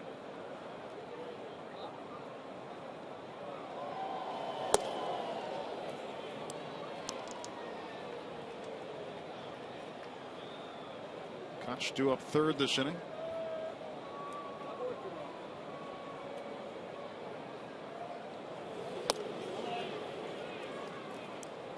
Breaking ball missed inside. 2-1. Be heading back to Josh's hometown after tomorrow night's game. Pirates will go to Cincinnati, finish up the regular season against the Reds. And a bouncer to the left side. Simmons grabs it. 1 out. Josh is 0 for 3.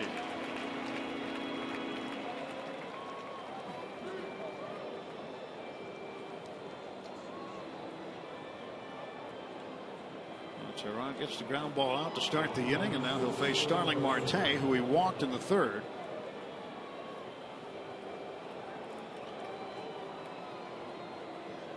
Marte ended up stealing a bag.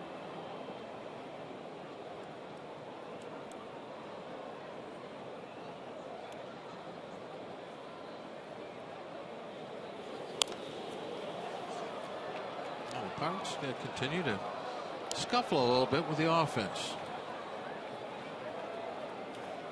Been very hot this month and winning all these games, but it's mainly been the phenomenal pitching. I'd like to see the offense kind of get back in the groove maybe these last 4 games. Broken bat that's under the glove of the pitcher Teheran, and Simmons can't make the play, and Marte is aboard. That ball was just not meant to be caught. No, it wasn't. Sound like shattered the bat. Get the ball inside. I didn't see it do anything funny to either player.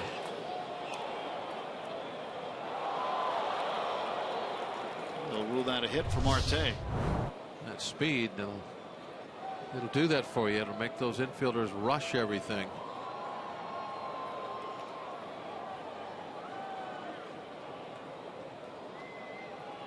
Pitch to McCutcheon.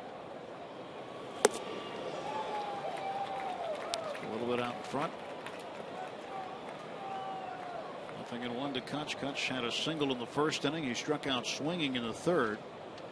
That was when Marte was running. Marte beat the throw from Bethancourt to avoid the strike him out, throw him out. And McCutcheon hammers this one deep to left field, way back, and the Bucks on the board. Home run number 25 for Andrew McCutcheon. It's 6-2. Definitely what you would like to see here going down this stretch. Some home runs, long balls, get this offense rocking and rolling. They've been so good all year.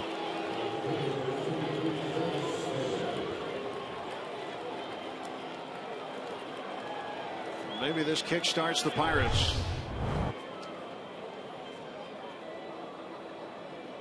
He just pulled that pitch. Yeah, the ball's off the plate inside. He's waiting on it.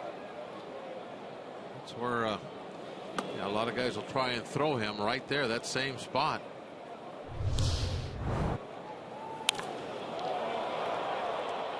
Try to get in his kitchen. He wouldn't let him in. RBIs 77 and 78 for McCutchen. 2-0 to Travis.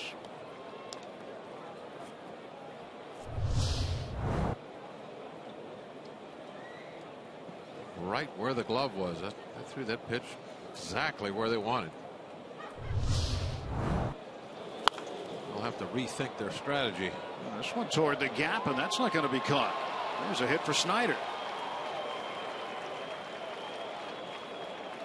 3 straight hits now for the Pirates. And Chris Stewart will come up. His first plate appearance. He took over for Russell Martin.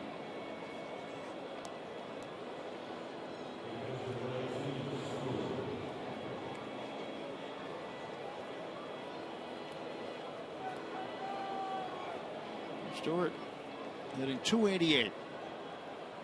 Still looking for his first home run of the year.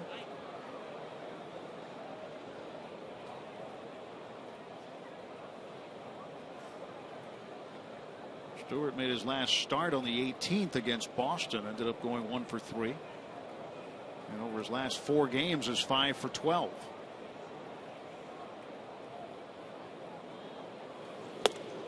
Ball 1. McCutchen with his second home run in the last 3 days. His home run on Monday night won a 1-0 game. Now hits a 2-run shot here in the 5th.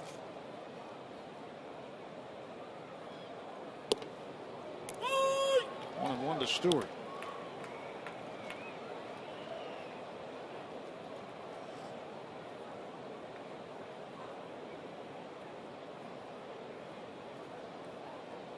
Might take 100 pitches for Turan to get through 5 innings. 2-1. Pirates been working on him. He's had a high pitch count. Continues to elevate it. 91. Pirates have become a very good team at elevating pitch counts, going into a lot of deep counts early in the game. 2-1 pitch. 3-1 now. So Roger McDowell, the pitching coach for the Braves a moment ago, and he certainly, you got to believe, like every other pitching coach who's not in the school where they like to see a high pitch count this point in the game. Not yet halfway through and almost to 100.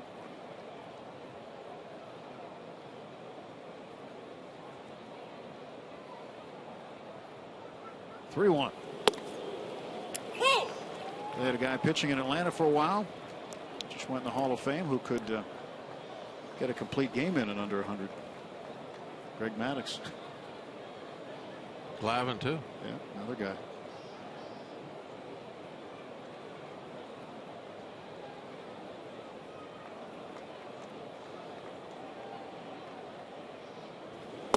Strike 3. Stewart takes it.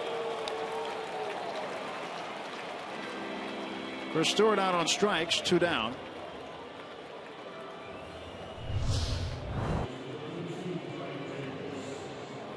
That one pretty much right there.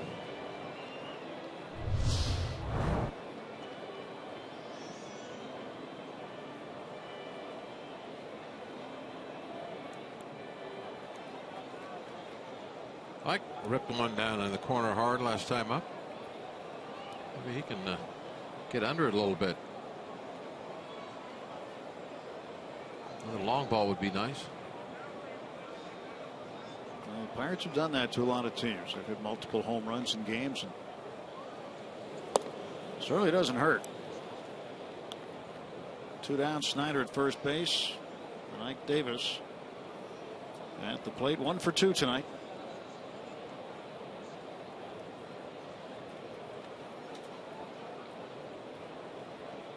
(1-0) from Turan. And Ike smacks it to right field, and that sinks on Hayward, but he got his glove under it. 6-2. This might be looked at, so we're going to keep it right here as Clint Hurdle is on the top step of the dugout. And now waving Travis Snyder in. So he's not coming out to talk to the umpires, apparently. We will step aside. So Andrew McCutchen with a 2-run homer gets the Pirates on the board at 6-2.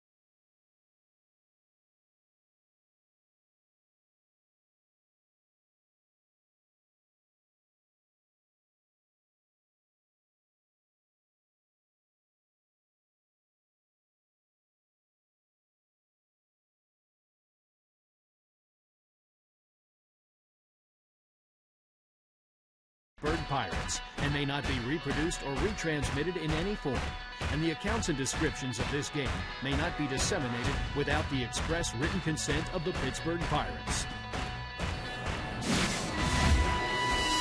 6-2 Atlanta lead, bottom of the fifth.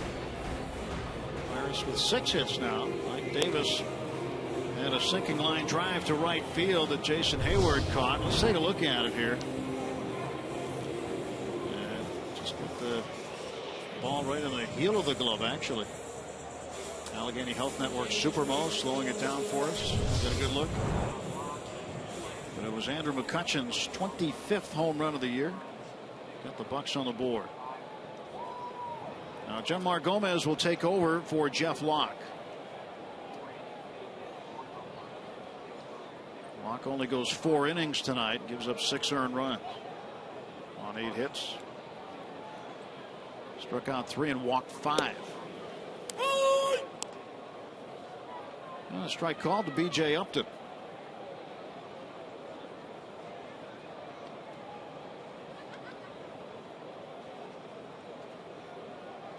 Upton has walked twice, once intentionally. Now behind 0-2.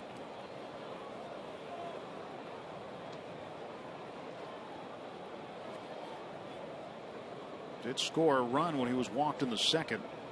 Stole a base as well.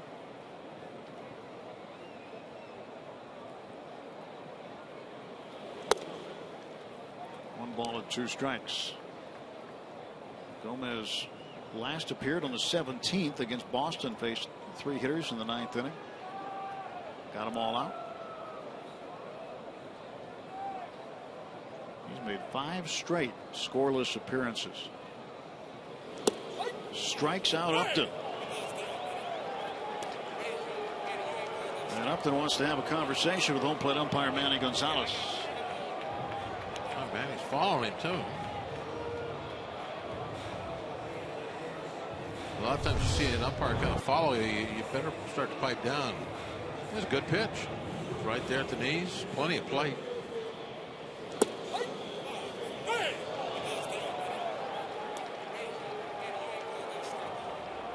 like you said, it was down, right? That's what he was saying. Yeah. Replay shows it wasn't. Good pitch. Good call. Tommy La Stella hitting in the 9 spot. So Julio Teheran is done for the night. Yeah, he had about 100 pitches. Teheran just goes 5. 4-run lead. They would like to get him a win here because they have let a lot of games where he's pitched very well slip away because of lack of offense. Anthony Barbaro, right-hander, getting ready.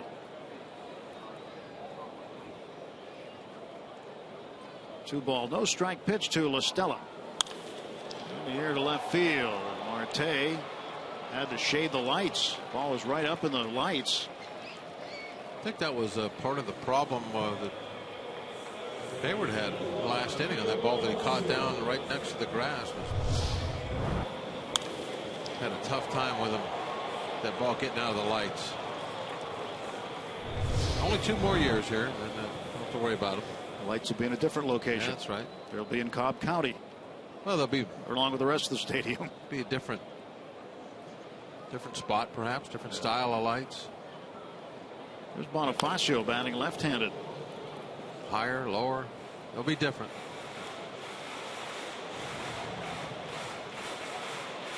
Serrano's done tonight. 5 innings, 6 hits, 2 earned runs, struck out 6.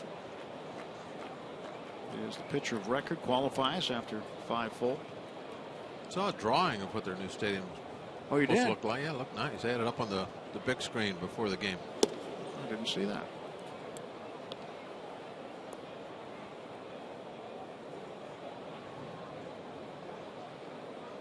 Are you going to name anything after you, since you had such a big part in the Braves' history? No, hope not.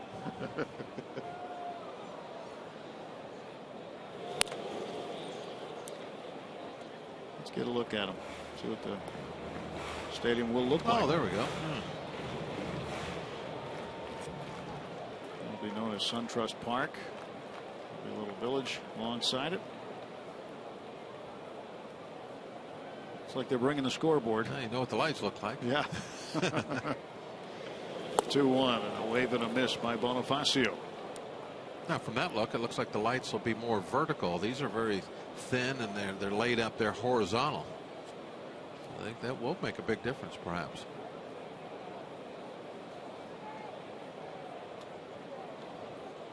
See how they're flat. Have a really long group of lights. Those are the lights that bother the left and right fielder. And the new ones, look how skinny they're going to be.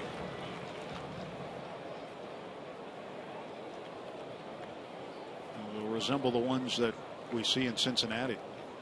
And you can see where a ball can get lost in those pretty easily. If it's the right level, it's going to get in those lights and be almost as hard to see the ball travel as if it was in the sun. They're bright. Bonifacio walks. So Gomez puts a man on here with 2 outs in the bottom of the 5th. Bonifacio does like to run. 26 steals.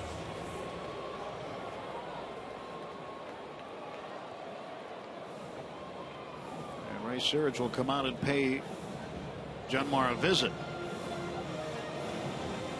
Talk about what they want to do with Andrelton Simmons here.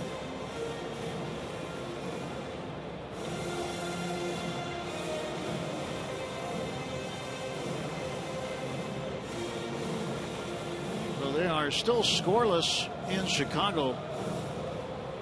Cubs and Cardinals. Wind blowing in, huh? Got to be blowing in.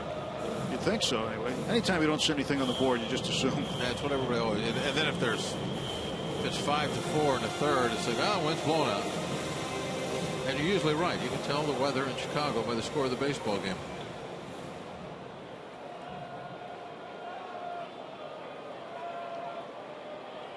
Simmons, the batter, with 2 outs.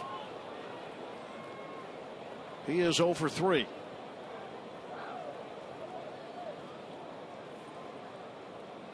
Throw to first, and Bonifacio back.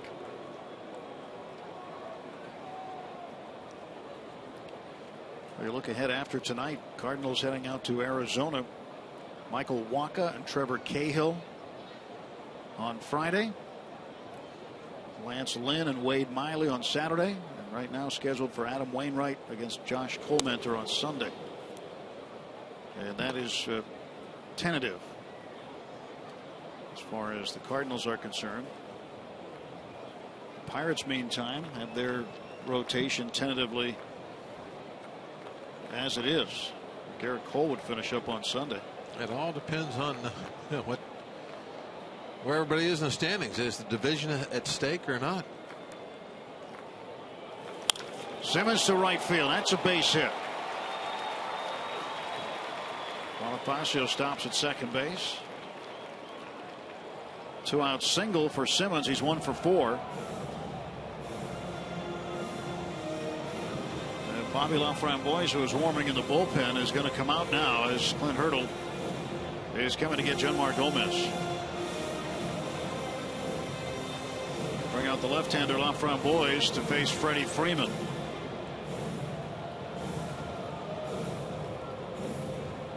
Atlanta leading the Pirates 6-2. A pitching change at Turner Field.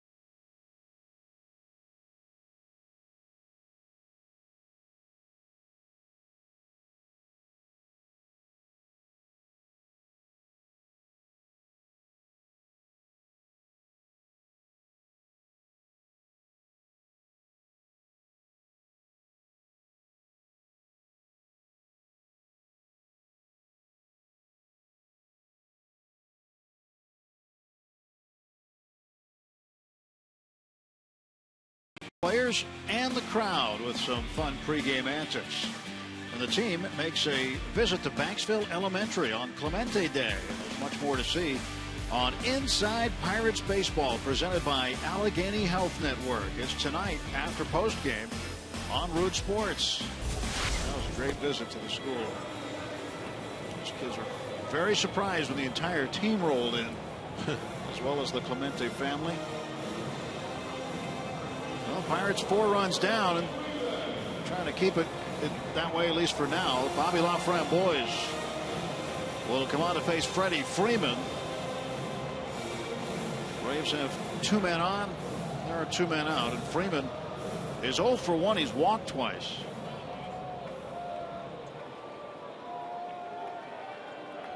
Gomez just 2/3 of an inning, 1 hit, 1 walk, 1 strikeout.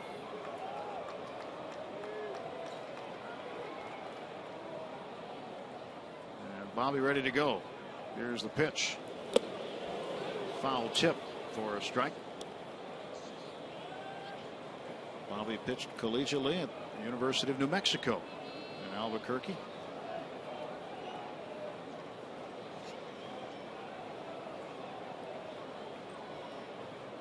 Oh, 1 pitch. And Freeman launches it for a ball low. Bobby's motion, he's got kind of like a motion where he slings it up there.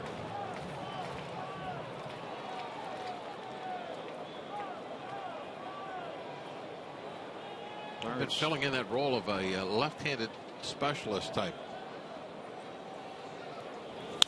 Slings that one and goes on the ground to Barmes. And so Laframboise does the job. Comes in and puts out the fire. Nothing across for the Braves. We'll go to the 6th.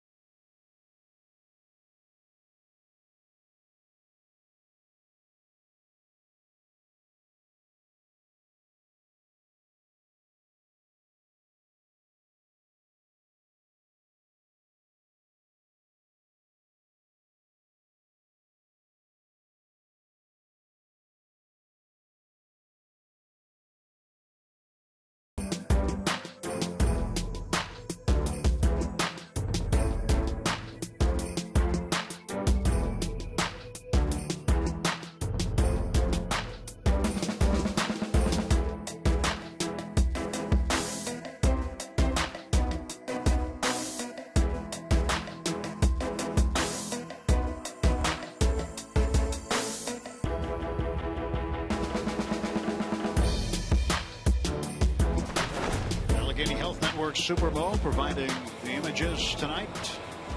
6-2. Braves in front. Pirates batting in the top half of the 6th inning. They'll face a new pitcher. Some changes for the Braves. Phil Gosselin comes in to play third base. Chris Johnson is out. And now Anthony Vavro will make his 59th appearance. A lot of good arms on this club. A lot of great numbers on the pitching staff anyway. You would think that whoever comes in here and takes over as general manager won't have to do a whole lot with the pitching.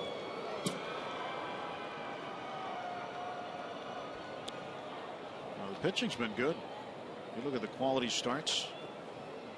They lead the majors with 109. I mean, it's hard to believe they're 5 games under 500 with the pitching staff they have. I think they have the 3rd best ERA, overall.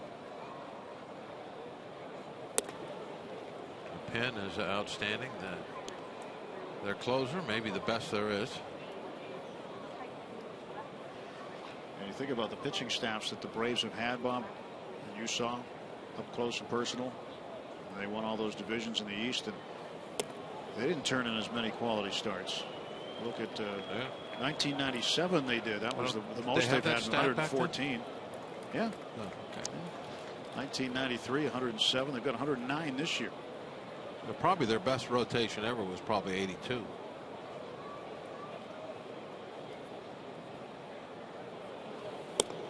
Let's see. That was when you were here. I had to do some math in my head for a second. Kidding. I was wondering if you'd catch that. Yeah, I got it. So Jordy Mercer walks down to first base to lead off the 6th inning. You know, you can go down here in Turner Field. I wonder what they're going to do with those team photos that you're in on the concourse level. It's just going to become memorabilia. Yeah, somebody will walk home with them when they tear the place. No, they're not going to tear the place down, though, are they? No, they're going to keep it. Turn it into a football stadium, I hear. Yeah. Georgia State, we understand, is going to have use of this for football, and they'll have other events here. But there is a wall that we found that has a team photo, a couple team photos, I think, that you're in. Got to know where to look, though. They don't just jump out at you. I'm not sure where is it you're talking about? Here. So, oh, I know, but I want to see them. I can show you. Actually, on our way out tonight, I can show you where they are. Barmes takes up high for a ball. The stairwell we walk down? Yeah. And that door we go out? Turn right right behind you. Oh, okay. There's a wall there, and it's got some team photos, and Bob walks in. But I did look at the quality starts list here, and 82 wasn't on that list, Bob. Odd. Hard to figure. 1-1 pitch. And Barmes taps one to the left side. Gosselin there. He flips on to second for one. That's all they'll get. So now there's one out of the Pirates' half of the sixth inning.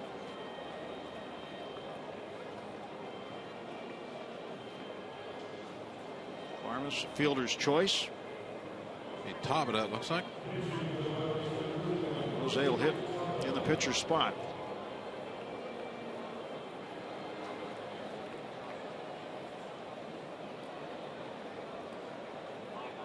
Justin Wilson warming up.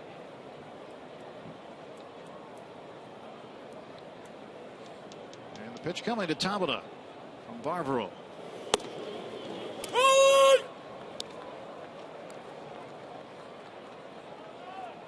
Is that a strike? I was going to ask you. It's better that way than the other way, though. I agree. I'd rather have the umpire be loud and demonstrative with his call, and we've seen some other umpires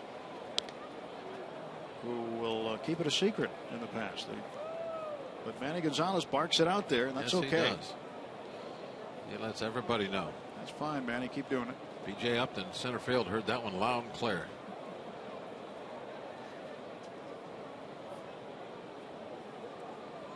They heard that one downtown. Tabata bouncer to third. Gosselin again will go to second base. This time Bonifacio makes the turn, and he gets Tabata. Long stretch by Freeman. Around the horn, inning-ending double play. Played 5.5 at Turner Field in Atlanta. And the Braves lead the Pirates by a 6-2 score.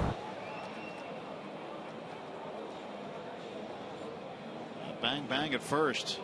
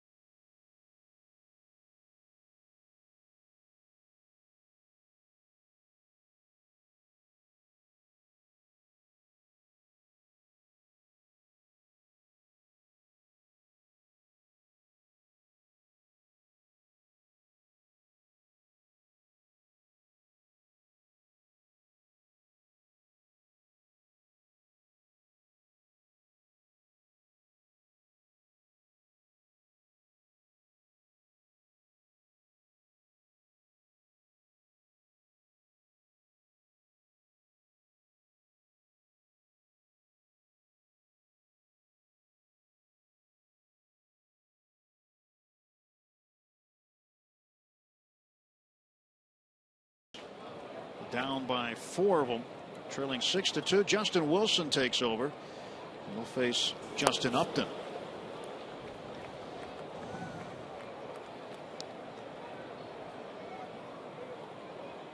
Justin's numbers on the year, good strikeout numbers, a few too many walks. He's been out there in a while, has he? Gotta be a little bit. I guess I could look that up real quick. This ball skied to right field. Snyder makes the catch, and there's one all the down. good starting pitching we've been getting.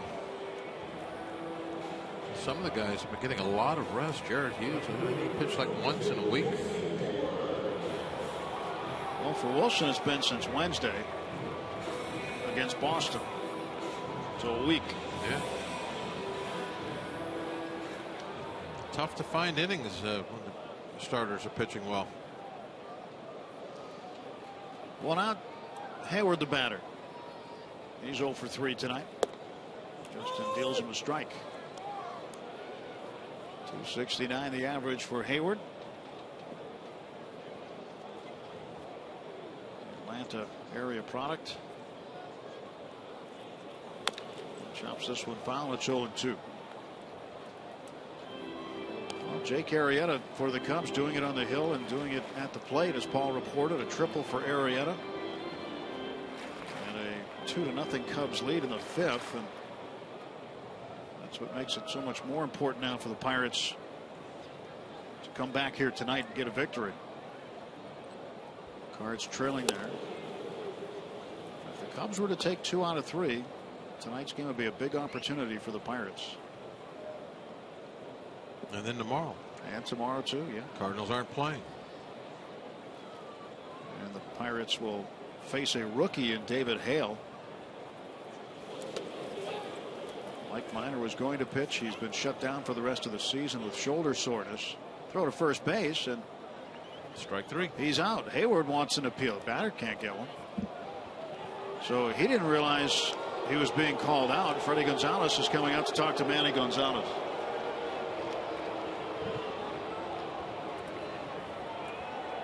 Well, goes a strikeout for Justin Wilson. And 2-3 on the putout.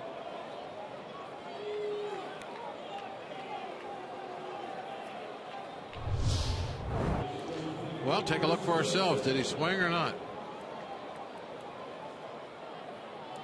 It was called immediately by the home plate umpire. Same pointing at his bat. Telling him he swung at it. Stewart followed through. And Hayward now 0 for 4.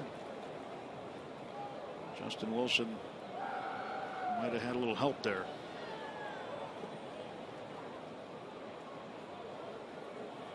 Phil Gosselin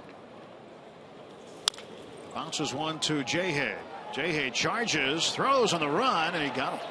Oh, safe is the call. Jerry Lane called him safe. Well, Looked like he got him. When they're close, the call really doesn't matter, because always go to the replay. Anytime there's a close play, where they call safe or out, it can always be looked at. So he was out easy. Yeah, he's out. Clint's going to come out and take a look at it and probably challenge, and then get this one overturned and get the inning in the books. Yeah, it really wasn't even that close, was it? No. That's why I was so surprised that he waited and then called him safe. The Pirates infield was running off the field. So the headsets will go on, and they'll take a look at this back in New York. I might tell him right now, just as he put the set on.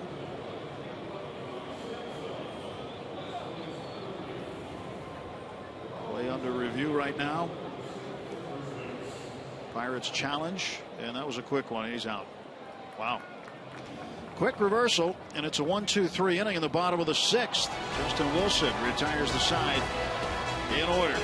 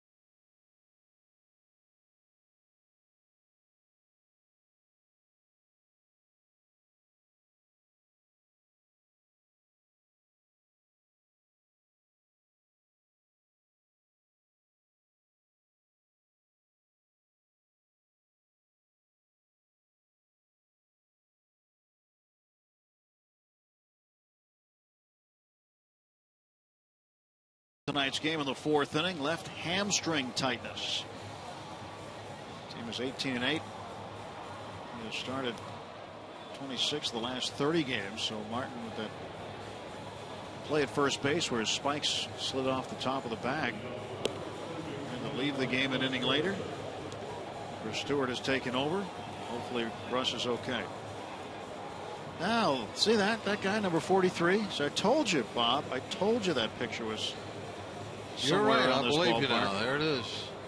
1982. 89 and 73, and Dale Murphy was the MVP. Still look the same. Yeah, it hadn't changed at all, have I? No, not at all. But don't have that horrible mustache.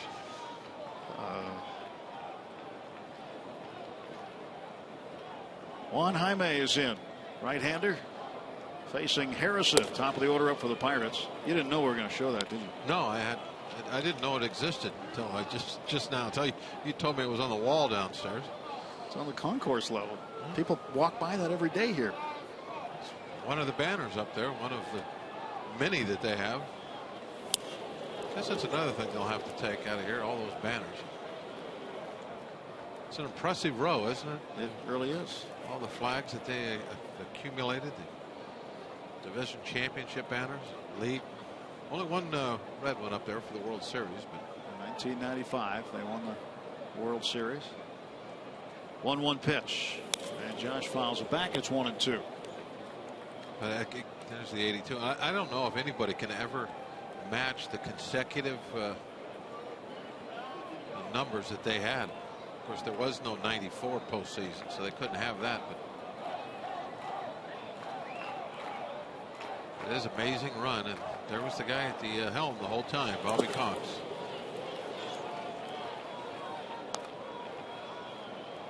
Bobby is going to be working with the Braves to help find a new general manager. He gave the field manager, Freddie Gonzalez, a vote of confidence the other day.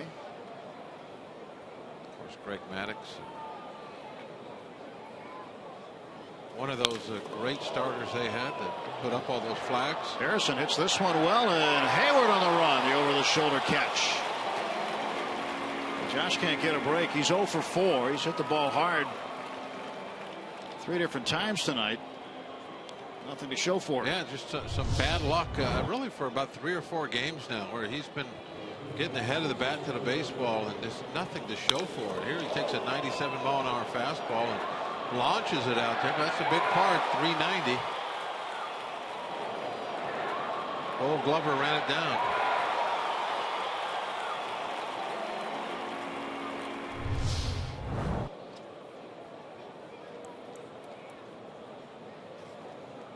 And 1 out for Marte.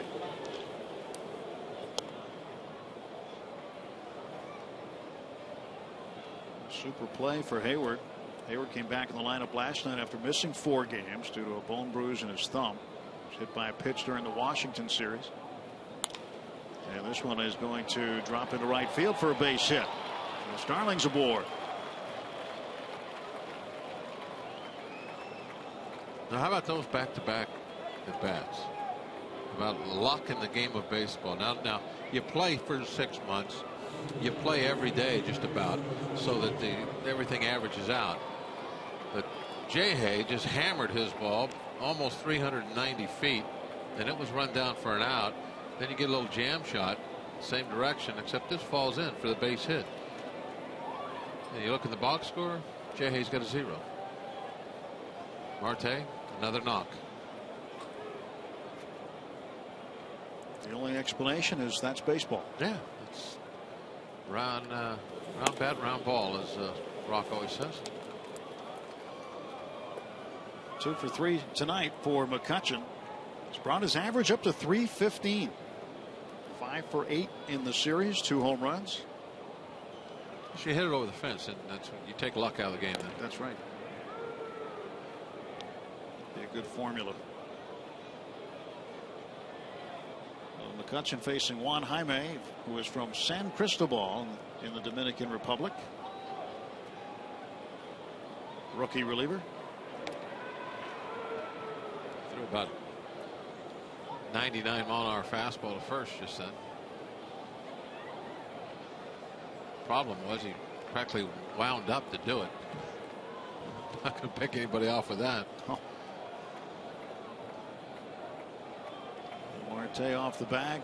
1-0 count to Kutch.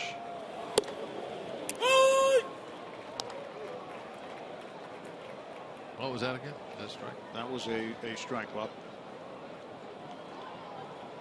Could be the loudest strike call in the league. I agree. I agree. You see the graphic to back it up. Yeah. UPMC Sports Medicine Strike Zone. Full string that time. Breaking ball. Slowed it way down, and McCutchen was out in front. Well, John Axford getting loose.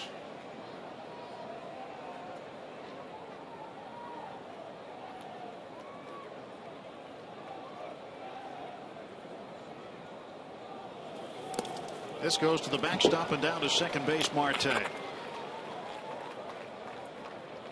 Wild pitch.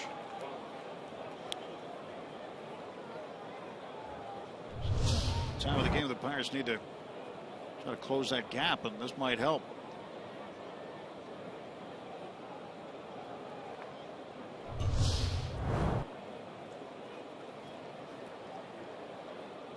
Hey, running out of outs. Gotta make the move soon.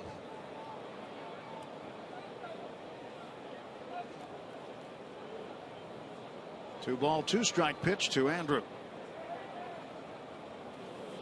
Outside, 3-2. Wonder if he'll see a pitch to hit here or not. First base open. Travis Snyder on deck. They should see a pitch to hit. Got a 4-run lead.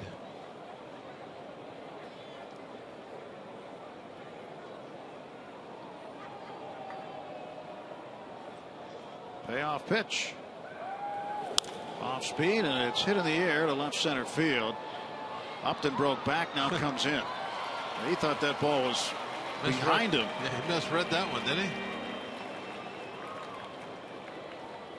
Look at it. Look at his reaction.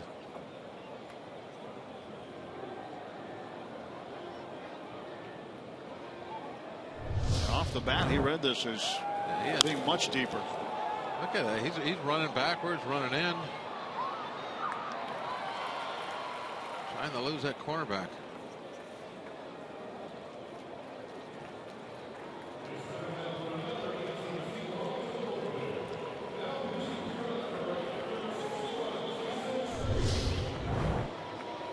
So the Braves will change pitchers to face the left-hander Snyder. We'll be back in a moment.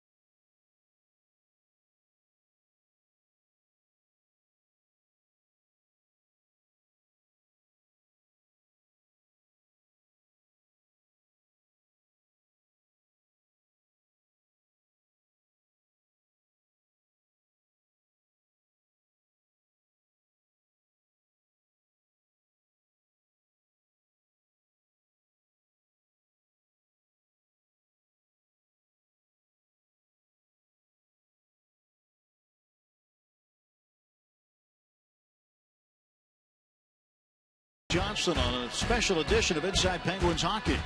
Join us as we sit down with a hockey veteran to learn more about his background, coaching philosophies, and what he has in store for the Pens this season. Inside Penguins Hockey. Sit down with Mike Johnston. Debuts Monday after Pens postgame. on Root Sports. On top of the 7th. Yeah, Penguins hoodie. Guys found one here in the stands in Atlanta. And here is Chasen Shreve to face Travis Snider. He delivers a strike.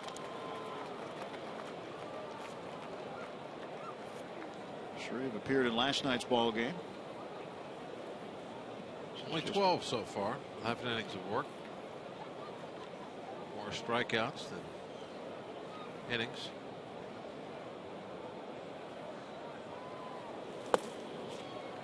And he gets ahead of Snider 0-2. 2 men out. Marte at second base. And a 6-2 Braves lead.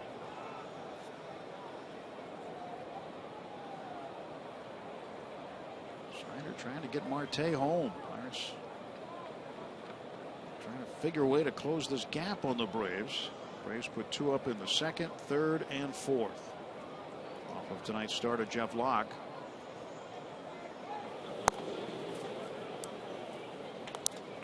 Locke went to just 4 innings tonight. Gave up 6 earned runs on 8 hits. He is on the hook.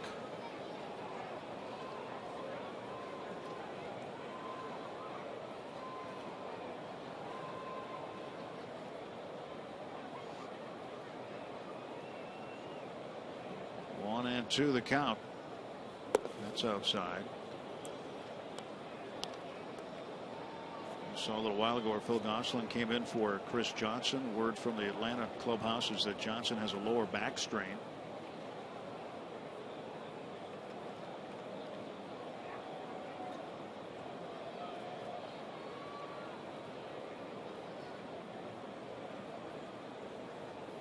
Two ball, 2 strike pitch. Travis strikes out. The runs, 1 hit, 1 left. It is stretch time in Atlanta. 6-2 Braves.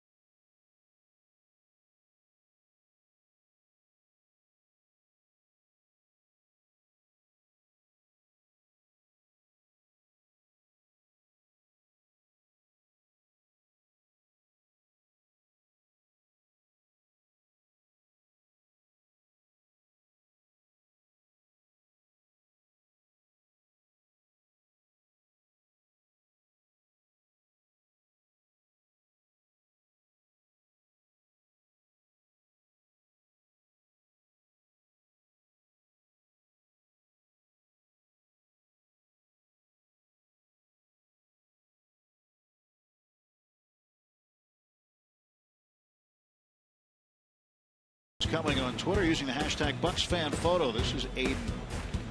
Aiden, born a Bucco fan from California. And the last homestand, Colleen sent this one in. Great shots tonight for our AT fan photos. 6-2, bottom of the 7th inning.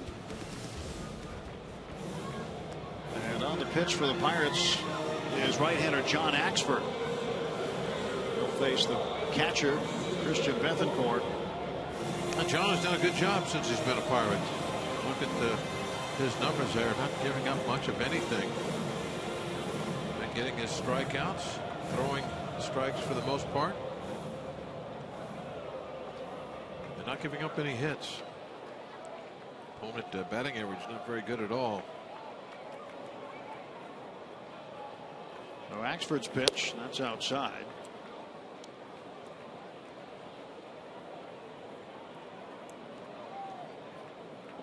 One for three. Bethancourt with a double back in the third inning. He has grounded out twice. And he takes a pitch low.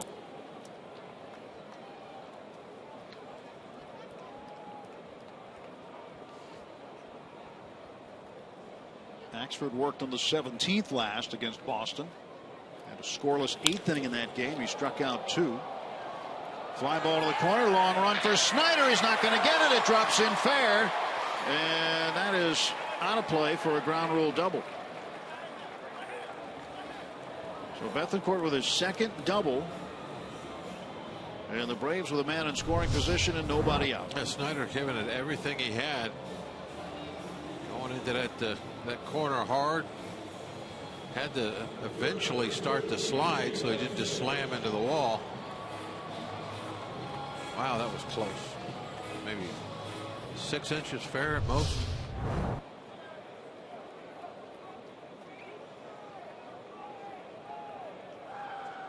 Two doubles tonight, 3 on the year. Now B.J. Upton struck out looking. His first time up, he takes a ball.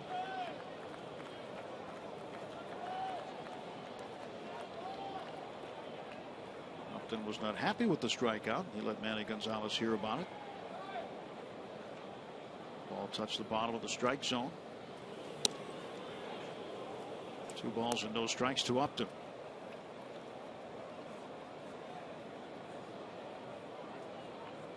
Pirates ended up getting Axford from the Cleveland Indians, claimed him off waivers on the 14th of August.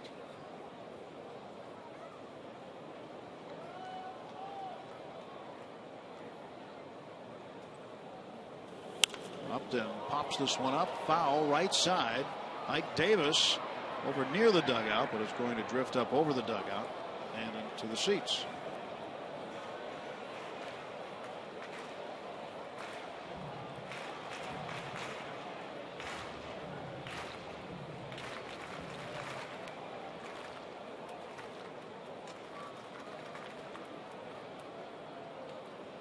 Nobody out, 1 on. Bethancourt at second base, and Axford gets his sign from Stewart.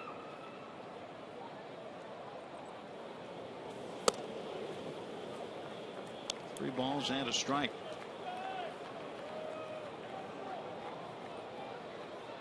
Now, John's used to pitching deep into the season. He has had postseason experience with both Milwaukee and with St. Louis, with the Cardinals last year going to the World Series. Now the bouncing ball to the shortstop Mercer. He backhands, throws to first, and he's got him. Nice play by Jordy.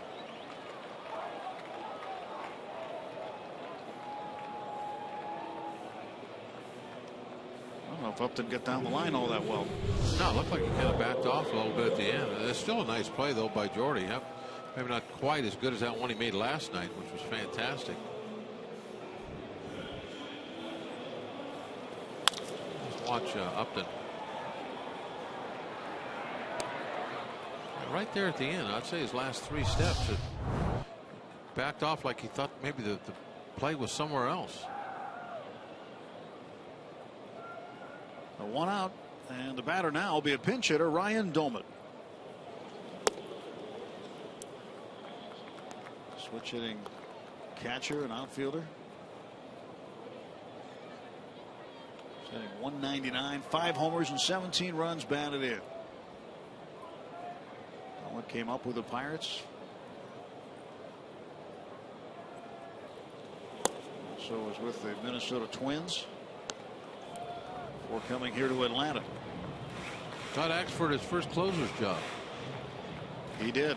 John and I had talked about that when he first arrived here, that Domet consecutive at bats against Milwaukee hit home runs off of Trevor Hoffman.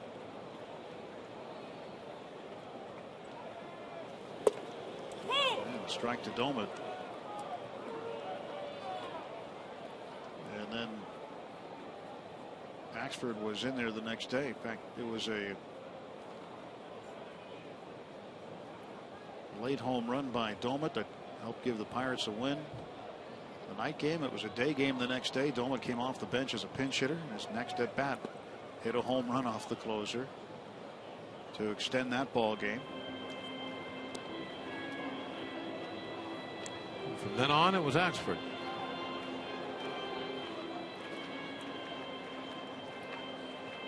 Christian Bethancourt at second base. Doesn't need his helmet just yet, apparently.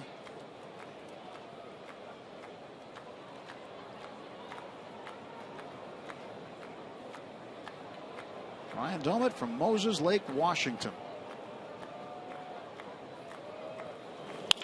Swings and lines one right to Barmes. He drops it. Throws on to first. They still get him. Runner advances to third.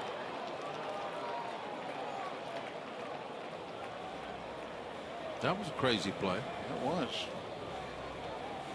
Barmes threw that ball before Davis was looking.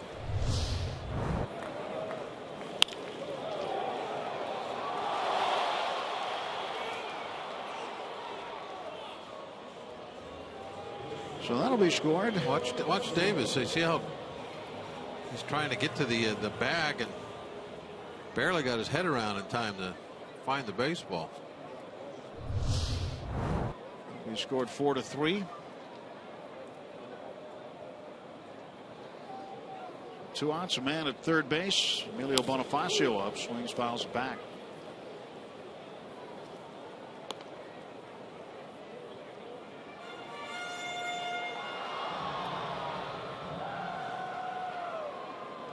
The Eastern Division champion Washington Nationals had their game postponed tonight with the Mets due to weather in the nation's capital. Bad time to have a rain out this time of the year. And Washington's might need that game.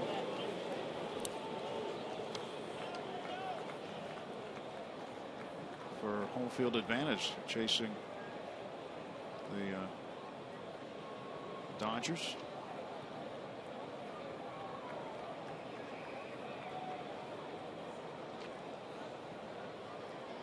1-1 pitch. That's low. Blocked by Stewart. Washington already has another game to make up. They'll have a doubleheader, so they've got a lot of baseball in a short period of time to play.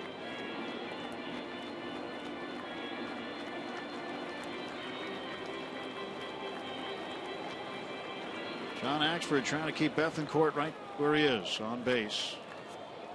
Facing Bonifacio with 2 outs and a 2-ball 1-strike count.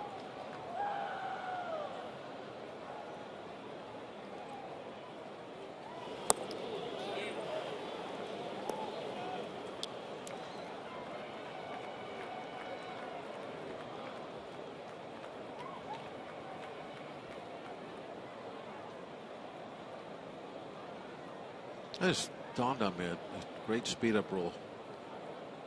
Ban batting gloves. 3-1, a comebacker to Axford. We'll find out what Bob's thinking about. Well, they'll never have to be adjusted. Let's go to the 8th. Pirates need some runs, down by 4.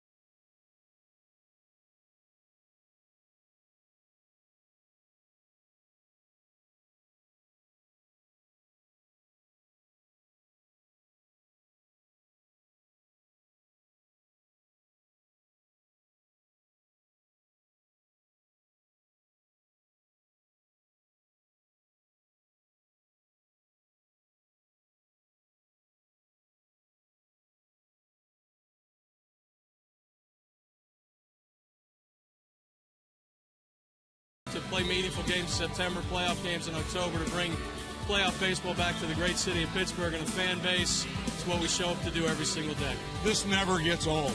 This never gets old. Congratulations to our guys, our organization. Everything Buck Nation, man. Absolutely again, huh? And more scenes from last night in the clubhouse after the Pirates clinched a postseason berth. You can get on board with Pirates baseball in 2015. The Pirates are now accepting deposits for full and partial season ticket memberships.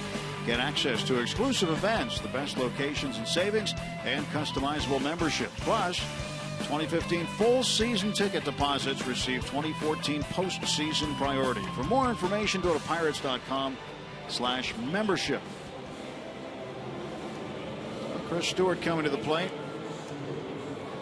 And we'd like to extend a very happy birthday greeting to Gertrude Lynn of Hermitage. She is 106 years old today. Wow, nice. And is a faithful Pirate fan. Happy birthday.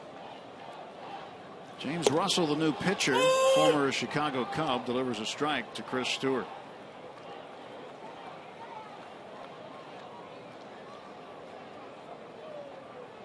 Pirates have seen plenty of this guy in the past. And Stewart takes low. Yeah, looking down at his split, it's really kind of odd. Lefties hit 284. Righties are hitting 162 off of him. Just 17 for 105. Oh! Definitely not a specialist. You bring in the pitch to lefties.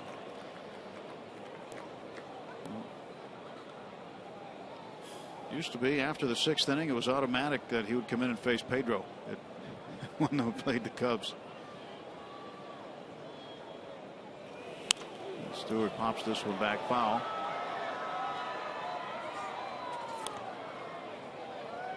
Also want to say hello to Sherry Spells,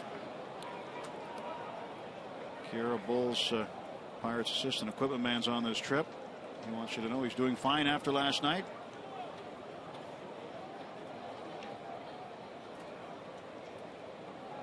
1-2 pitch. And Stewart goes to right field in a base hit. Leadoff single.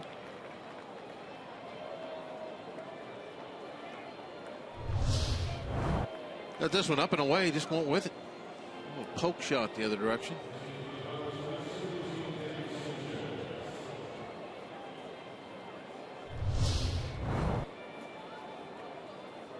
So man on board for Gabby Sanchez, who will hit for Ike Davis against the lefty Russell.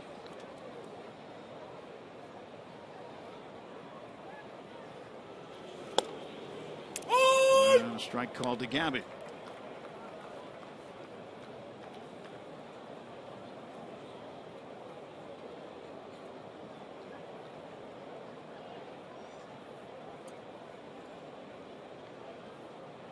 No balls and 1 strike. Russell stretch, looks at first, and now the pitch. And Gabby pulls it down, third foul, 0-2.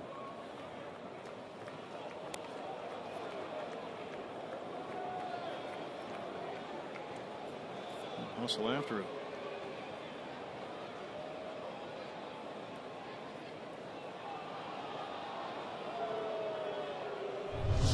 Let's take a look at what happened here. Tried to play the carom. Whoop.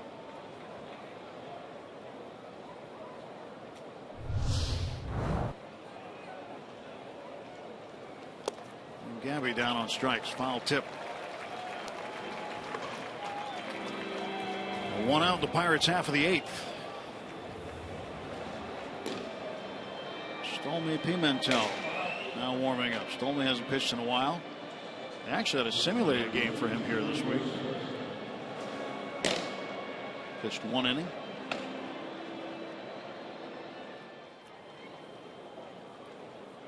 As you say, Bob, at this time of the year, it's hard to get innings for your bullpen guys. You don't necessarily want them in a 4-run deficit. Mercer was jammed and Bonifacio under it. 2 men out.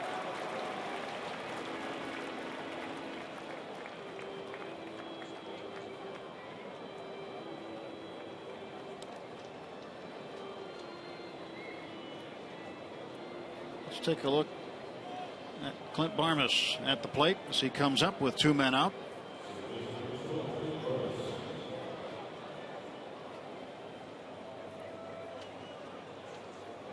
Barmes is 0 for 2. He was intentionally walked.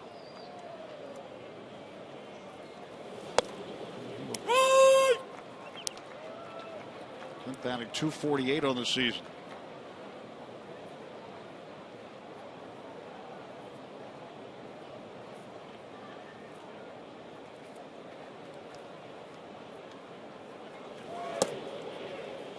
One ball and 1 strike.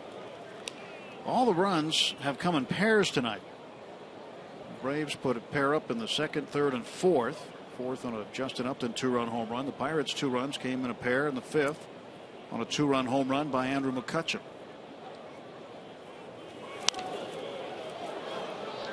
One and 2 now to Barmes.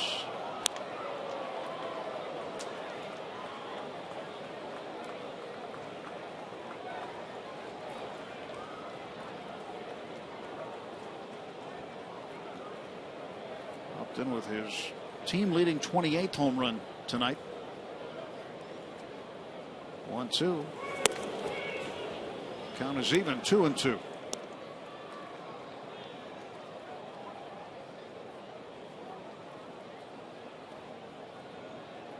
Tomorrow it is a night game here in Atlanta and then off to Cincinnati. And on the weekend, a night game on Friday, and then 2 day games to finish up the regular season. There's a shot down to third. Gosselin grabs it. They get the force out of Stewart at second base. No runs a hit, 1 left. Ahead of the bottom of the 8th, 6-2 Atlanta.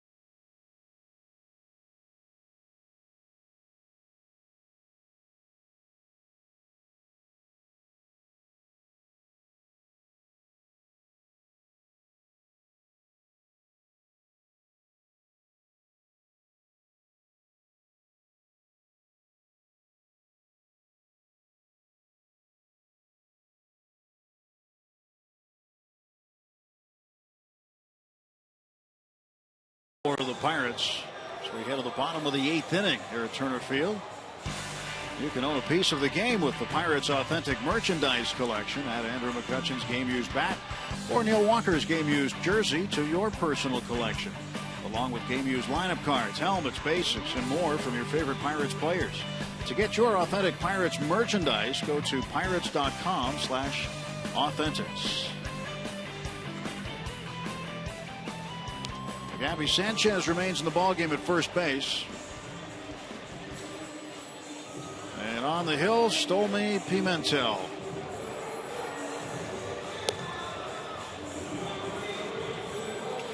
So what's it say about when Stolmy pitched last? Well, he's been out a while. Yeah. See what kind of control he has here tonight. He was on the disabled list until the 1st of September. Had 5 rehab games with Altoona and Indianapolis.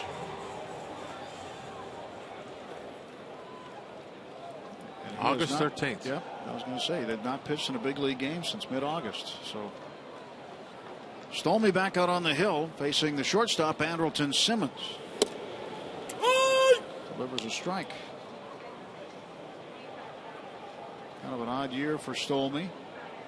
Time down away from the big league club. Extended rehab stint. Had an awesome year last year. Down Double A and Triple A. Fantastic numbers.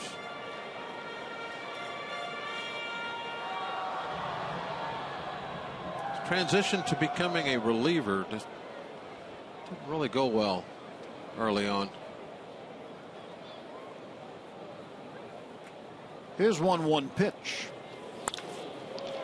to right field on a base hit. And Andrelton Simmons is 2 for 5 with 2 opposite field singles.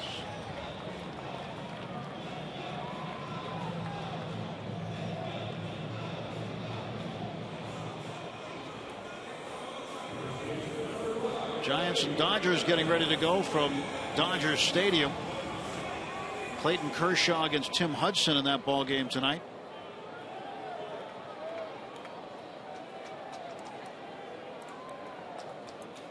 Need the Dodgers to win.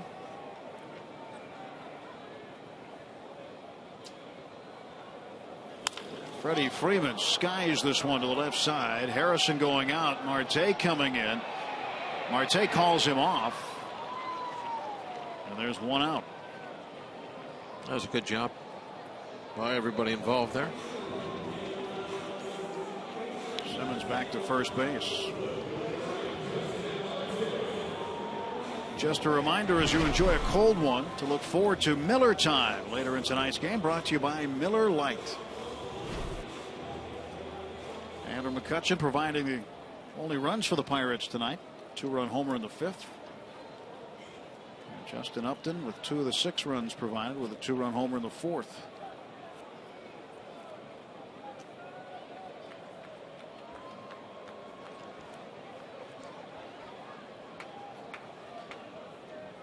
Stolmy on the hill for the Buccos here with 1 out, 1 on. A strike to Upton.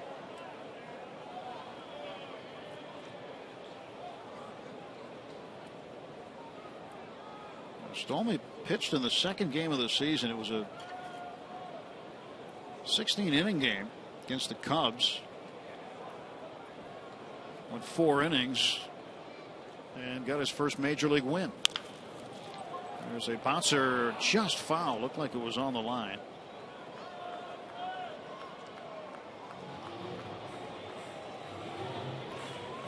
Well, Jay was there to make the play. It would have been fair. Yeah, we got a great look at it. Right down the last hop. Hit the chalk just before the base. But the umpire has to make his best guess at where the ball is as it's going by the bag. The only way, obviously, to know that is to be suspended above the bag and looking straight down at it. But they got to kind of guess at it.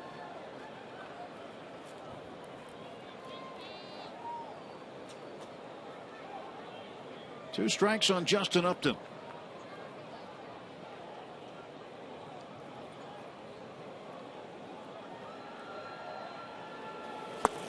Got him.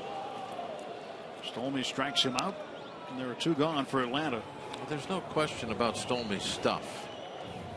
Very live arm. And I think that the Pirates still have long-term hopes that he may be a starter at this level for him, considering what he did before he got here. Big, strong, hard thrower.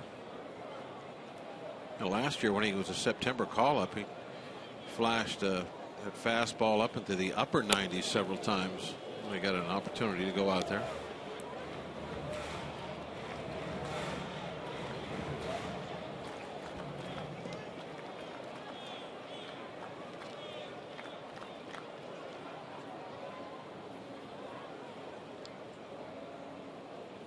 Stolmy's 1-0 to Jason Hayward. 1-1. Jordan Walden getting ready for the Braves in the bullpen. He would pitch the top of the ninth. 4-run lead, so Craig Kimbrell not a safe situation. You won't see him, even though they've been trying to get him more opportunities this month. They have been few and far between for him.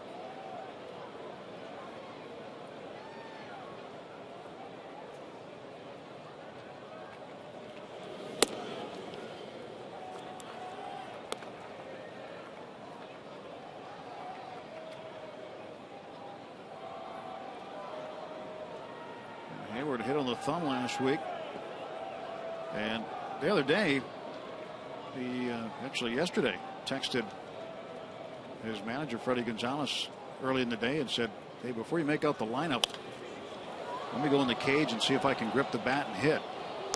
Said it's a bone bruise, it's not going to get any worse. So before he got to the ballpark, he asked his manager if he would do that. He said, "I think I could play." So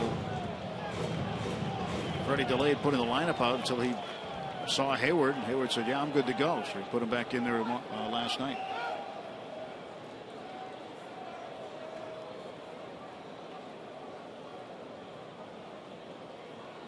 Throw to first, and Simmons back.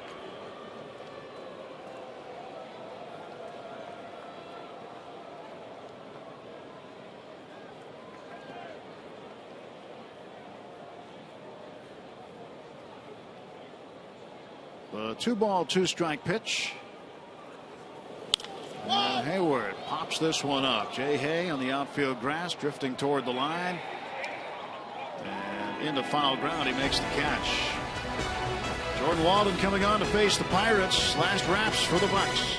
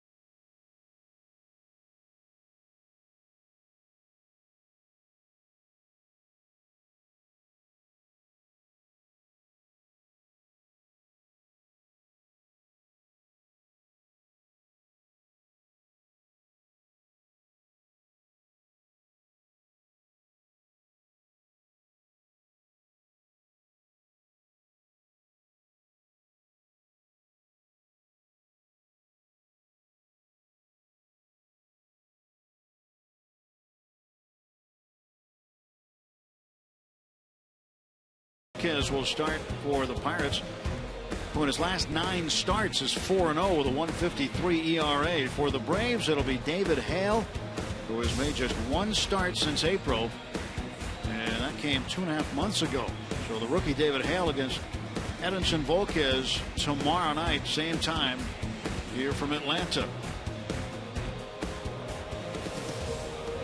Pirates are running out of outs. They have just 3 left, trailing by 4 runs, being out hit 11-8 tonight. And Jordan Walden will come on to pitch. He will face Gregory Polanco to start things off. Yeah, Walden's numbers, like most guys coming out of that pen, they're very good. Does not give up many hits himself. And tonight's really been kind of an uphill battle from early on. Pirates fell behind by 6 runs through the first 4 innings. Except for the McCutchen home run, there hasn't been much to talk about from the offense. Bullpen has done a pretty decent job for the Pirates, keeping it at just 6 runs for the Braves. Giving some hope anyway. –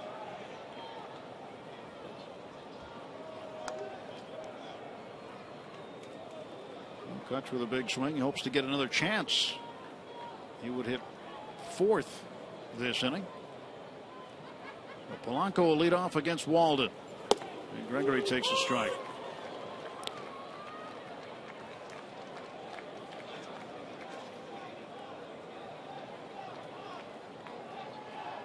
Last home run for Polanco was on the 17th against Boston. That was that laser beam line drive he hit over the Clemente wall. He's in the hole 0-2.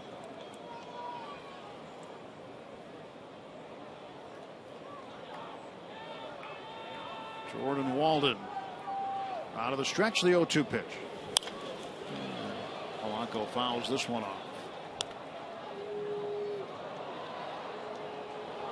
Walden appeared in the 8th inning on Monday and struck out the side.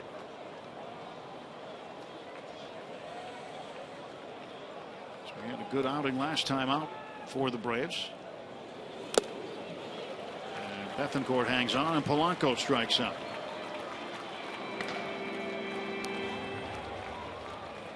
So 1 out in the 9th.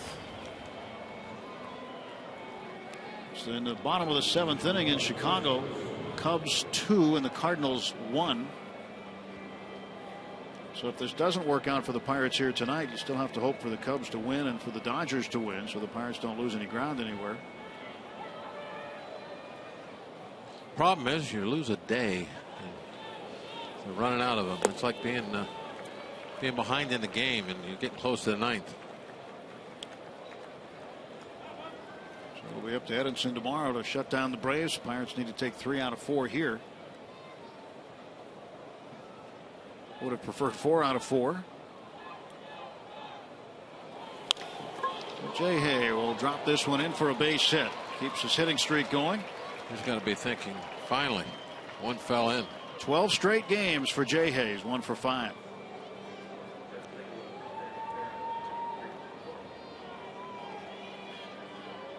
Harrison at first base and Starling Marte coming up to face Walden.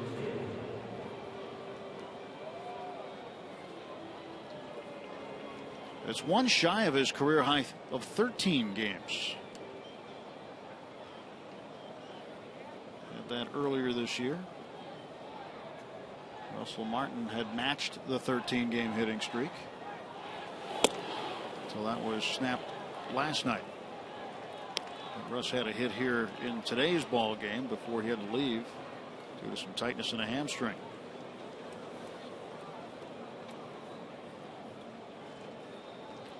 Marte is 2 for 3.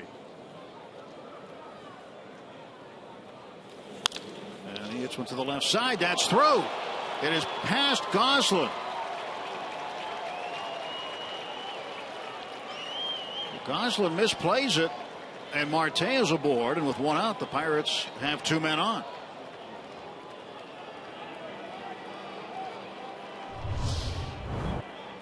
I wonder how far away Kimbrel is now. Boy, that just was a bad play. Simple as that. That's a ground ball that's got to be caught. There wasn't any kind of a funny hop we're talking about dealing with or anything. He just booted it, literally. So an error charged to Goslin. And there is the closer, Craig Kimbrel, who is one of the better ones in the business. The bird of prey. And here he comes.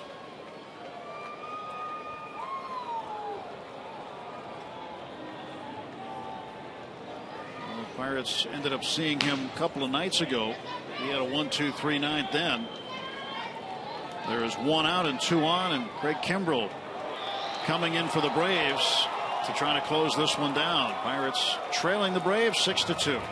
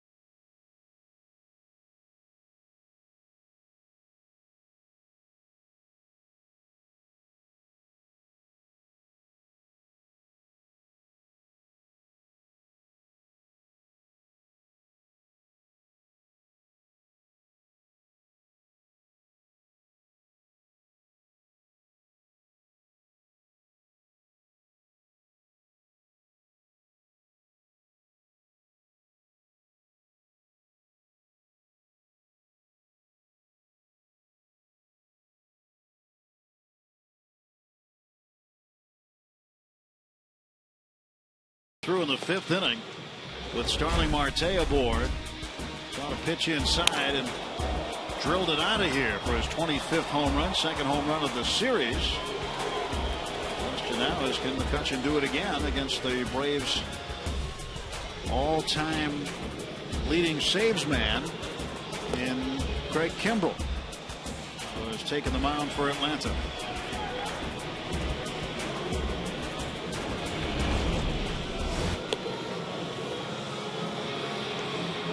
Kutch coming up with Harrison at second base and Marte at first. 1 out. Kimbrel, 183 career saves. One of the best in the business. You look at the stats, the strikeouts, innings pitched. Talk about saves percentage leaders all time. He is 3rd behind Eric Gagne and John Smoltz. Opponent batting average. Is that 139? Did I read that right? Man, he's tough. So Kimbrel to face Kutch, who's also tough. Ball 1. Average at 314 for Andrew.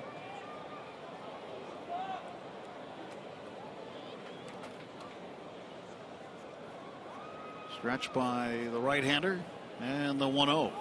And right by McCutchen. Wow, 96. Kutch just slightly late on that.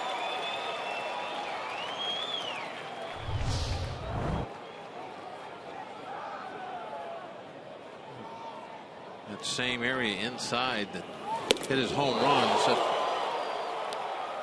Kimbrel about 6-7 mile an hour harder. Tough to catch up to. 2-1. This is only the 4th save opportunity he's had this month. It's his 6th appearance this month. He came out on Monday with the Pirates ahead. Just hadn't had much work. You gotta love that bird of prey. There it is. It's like the Karate Kid. 3-1 to McCutchen. And Kimbrel a pitch away from bringing the tying run to the plate.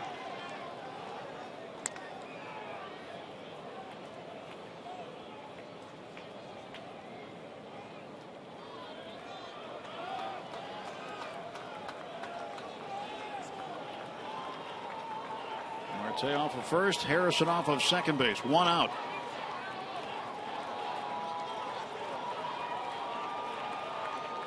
Three-1 to Kutch.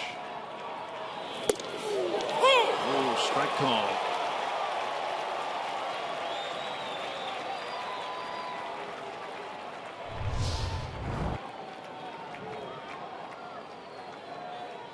You got a call. Yeah, but look at the other 3 pitches that were called balls. They're all strikes. It's a funny game. Now the 3-2. Down on strikes.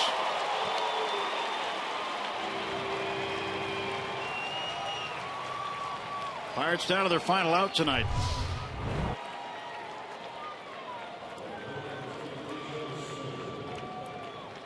Great stuff and living on the edges. Every pitch on a corner.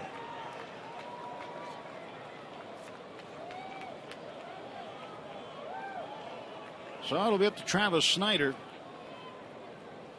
Snyder is 1 for 3 with a walk tonight.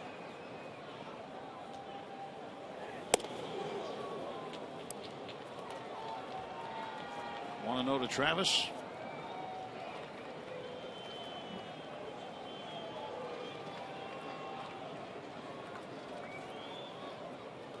Travis had a game-tying home run in last night's ball game. 2-0.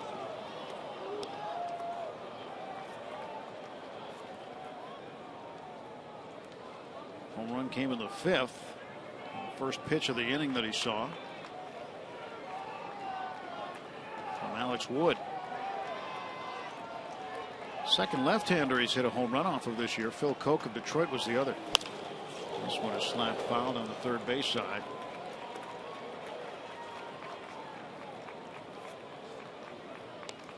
There's that batting glove thing you were talking about. Travis not quite as bad as a lot of guys are, but always taking a walk around, adjusting those batting gloves.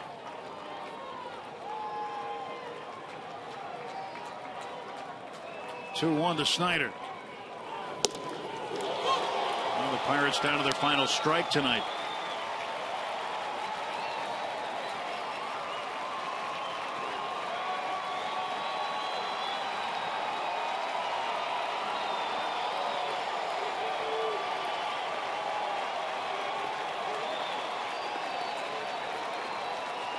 Two ball, two strike pitch to Travis.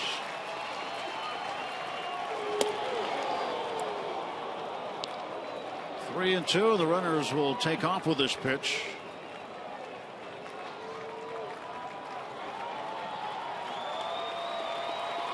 Chris Stewart hopes he gets an at bat.